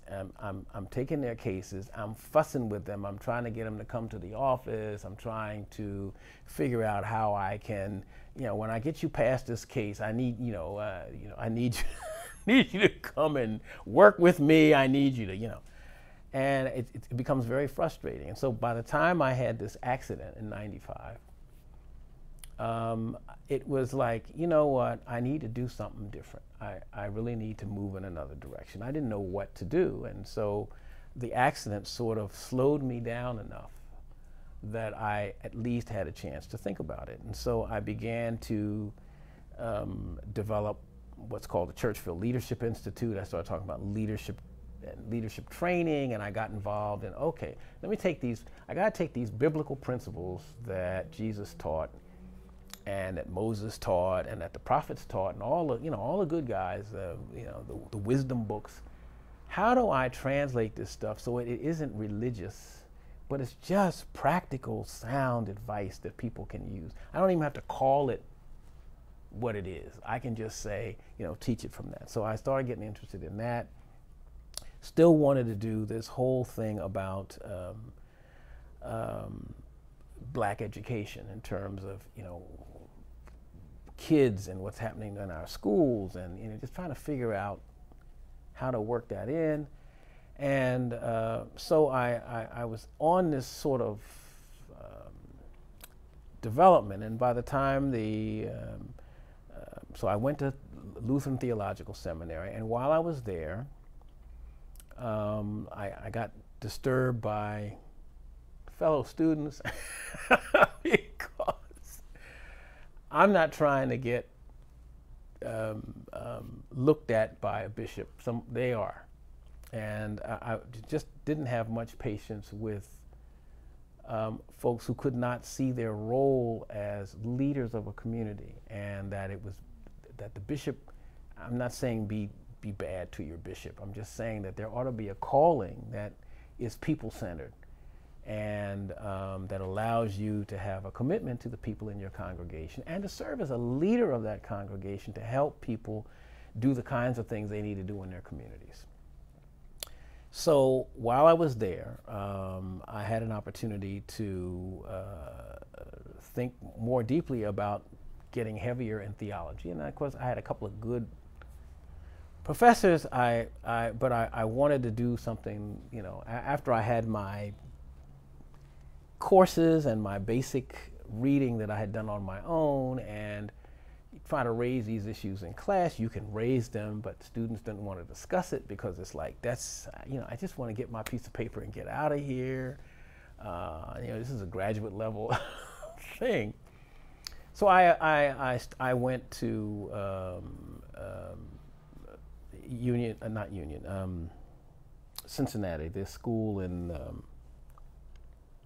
Union Institute and University, and started a study in Black and African American studies.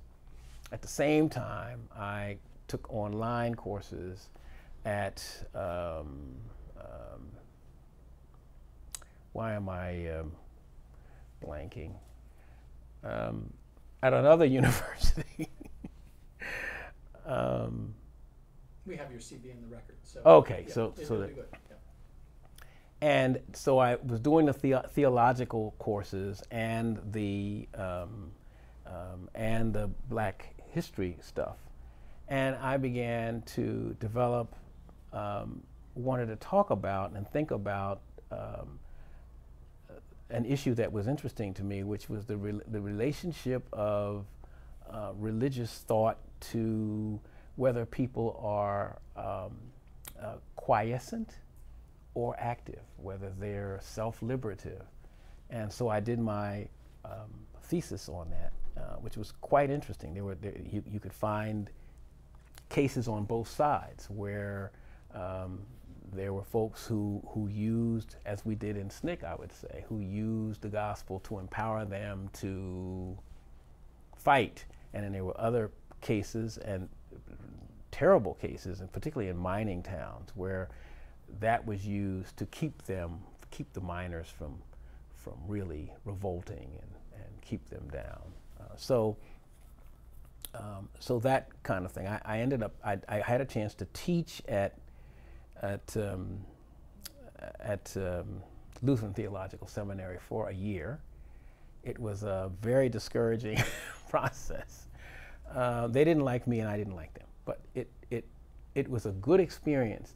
And I learned from other colleagues who were teaching in other places when they told the truth. Yeah, nobody really wants to learn. I mean, you're really, it's a mill, and people are coming in and they're going out and they're just trying to get their piece of paper, and so don't be frustrated. But I was frustrated because I'm one of those people who, I'm not quite a purist, but it's like if you're in a theological institution, it seems to me that you really ought to be committed to knowing as much as you can know, having as many tools in your hand as possible, because you can't solve a problem anyway. None of us by ourselves can solve any problem. We can have the greatest ideas in the world, but we need each other to put in our best thought to the thing to do it. And if you're not going to give it any effort, my God, and you're a leader, what is happening? So anyway, to move forward, in 2006, actually in 2005, I started a little church called Liberation Fellowship Church of Jesus, and it was a non-religious church in the sense that, yes, there is word. I have a sermon every Sunday, and it is taken from the Bible, but it is related to practical leadership lessons. I always talk about it in terms of leadership lessons. So we've had, in our first services, we had Muslims, we had atheists, we had all kinds of folks who would just come because it was a kind of different environment. We had it right here in this place where people just, it's not just a sermon. After the sermon, we have a question and answer period. People are able to express themselves. And then we have Bible study, and the Bible study is not, this is this. It's not like this is what you ought to get out of this. It is, what do you see? What does it say to you? How does it speak to you? What do you get from it? How does that relate to your life? And it seemed like people were kind of energized by that and kind of could look at things a little deeper than the regular religious labels. And out of that, the early congregation said, hey, why don't we put together a community development corporation? And we're here in Germantown. Why don't we do that? So the whole, all of us, all 5 of us, or 6, I think our biggest number was 7. We all pitched in, and everybody had to write a piece of it. Everybody had to, it was a collective document at the end, so that everybody got the experience of putting together a CDC and finding out. Of course, I help people with this. It has to be this. It has to be that. But you're going to help put it in, and so we filed, and we got our 501c3 thing, and people felt really good. I mean, hey, they're involved in the process. And so the next thing was, now, what are we going to do with this thing? And we started, I remember, in fact, I was just talking to Nancy about this, was it yesterday, sweetheart? One day, just talking about, gee, I remember one New Year's Eve talking about with my wife, what are we going to do? We've got this 501c3 thing, and we said we were going to do these things. And we just had this long conversation, and we started the next day, New Year's Day, planning how to really get that done. And so what we've been doing since then is we have an HIV/AIDS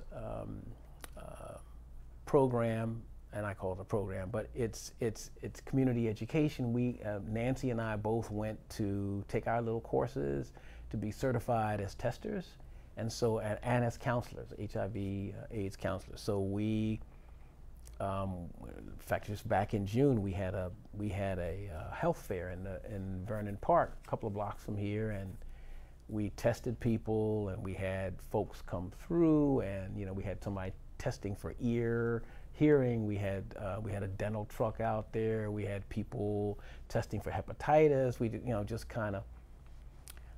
So that's one of the thrusts that we do that. Another thing is we started the Greater Germantown Business Association, and I keep calling myself the interim president. There's a guy who says, just get rid of the interim, Churchville. You know that you're the president. My theory is that one day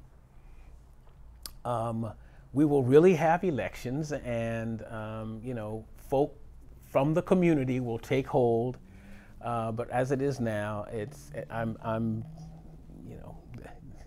just doing. We're doing, but we have a good group of people. We have the history of that. There used to be a Germantown Business Association years ago, and it deteriorated because most of the people were real estate people who were trying to control property, and so they would have arguments at meetings, and any little guys coming in would get caught in the crossfire. They disbanded, and when we were talking about community development here, sustainable economic development in Germantown, it's like, wait a minute, we can't, as a CDC, talk about that unless there is a partner who, we got to have the business community involved in this. And so we looked around to see who was around, and just nothing was going on. And so we started the Greater Germantown Business Association, and my wife and I went store to store, and to try to get people interested. And when we went out there, people looked at us like we were nuts, as it's no different than in the 60s when you first go out. People look at you like you're a nut, and you just keep going back, you give them literature. This is what we need to do. We're having our first meeting here. These are the things we're going to be talking about. And so at our first meeting, we had like 43 businesses show up. We said, oh, this is great. And we talked about people signing up and paying their annual dues. And at the next meeting, we had 3 people, 4 people, not many. But since we started, we have never not had our monthly meeting except for July or August. The organization is growing. We've got some good, strong businesses in it. One of the things that we're concerned about is having in Germantown an inclusive, diverse business association that reflects all the cultures. We've got Arabs, we've got Muslims, we've got Africans, we've got Asians, we've got a good Korean business community. They don't live in the area, but they're here, and our job is to try to make everybody feel at home, because this is a very diverse neighborhood. So that's our goal with that. So we've been pushing that, and it's been growing. In fact, now one of our biggest projects, the thing that I'm most excited about now, is that the Liberation Fellowship Community Development Corporation has taken on the task of redeveloping a place called Town Hall. It's here in Germantown at 5928 Germantown Avenue. It is the oldest town hall in the state. Quakers and Mennonites founded Germantown.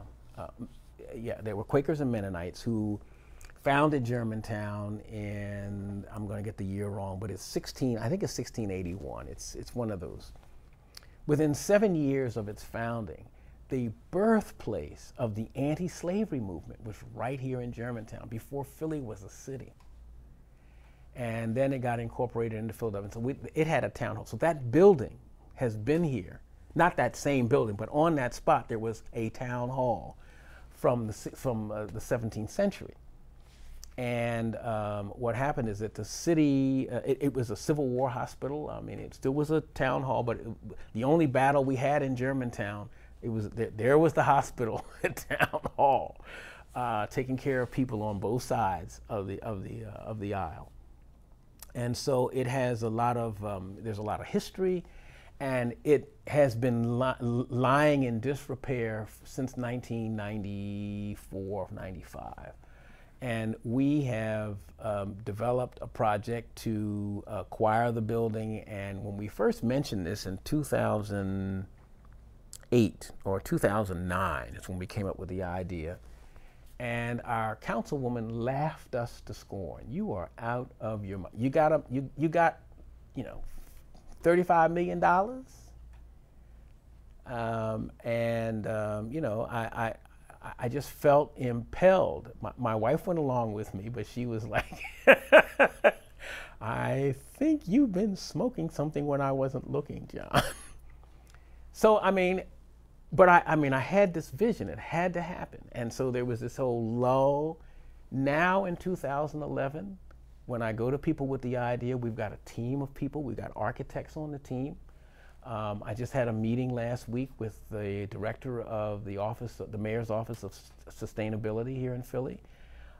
She wants more information, but there is not a "you're crazy." It is a, hey, have you thought about this? Yes, we've thought about that. Have you thought about that? Oh, no, we didn't. That's a good idea. And she's going to put us in touch with some other people. So it is, that's where I am now. And let me tell you what it's for. We want to develop the building as a state-of-the-art building using geothermal and solar. It's going to be a green building. It will also be a place for a dual education level. One will be STEM subjects, you know, science, technology, engineering, and mathematics. And that is for, in my brain, I see a rival to MIT right there, right here in Germantown in this neighborhood. At the same time and in the same place, I want to see green collar job training in just you know, plumbing, heating, electricity, welding, all the kinds of green things that allow people to earn income at a living wage. And one of the things that is critical is right across the street from Germantown High School, which is one of the poorest performing high schools. And the current district attorney has suggested that town hall should be developed as a criminal justice center, which is basically a court or a place to house people. And our argument is it ought to be a place when the kids look across the street that they can say, when I leave here, if I'm not going to college and I could take college courses over there, I could at least get some basic skills so that I can be employable. So that's the two things. And then the third thing we want to do in that building is to have a green business incubator. So we want this to be state of the art, and that's the other thing, the other avenues that we're involved in. But that's the project. But it incorporates our interest in environmental education, and so we have that as part of what we do. When the 2011 Brownfields Conference came to Philadelphia, we were one of its sponsors here. And so that just gives you an idea of some of the things that we're interested in. And so my life is still full. I'm very busy. I was about to say, it's so apparent from this interview that you have never been someone to sit around and watch the world go by. No. So it's been a real honor and a privilege, and I'm very, very grateful. Thank you on behalf of the museum and the library, and it's just been a great privilege to be with you. All right, and thank you. It's been fun. Thank you. That's good. This has been a presentation of the Library of Congress and the Smithsonian National Museum of African American History and Culture.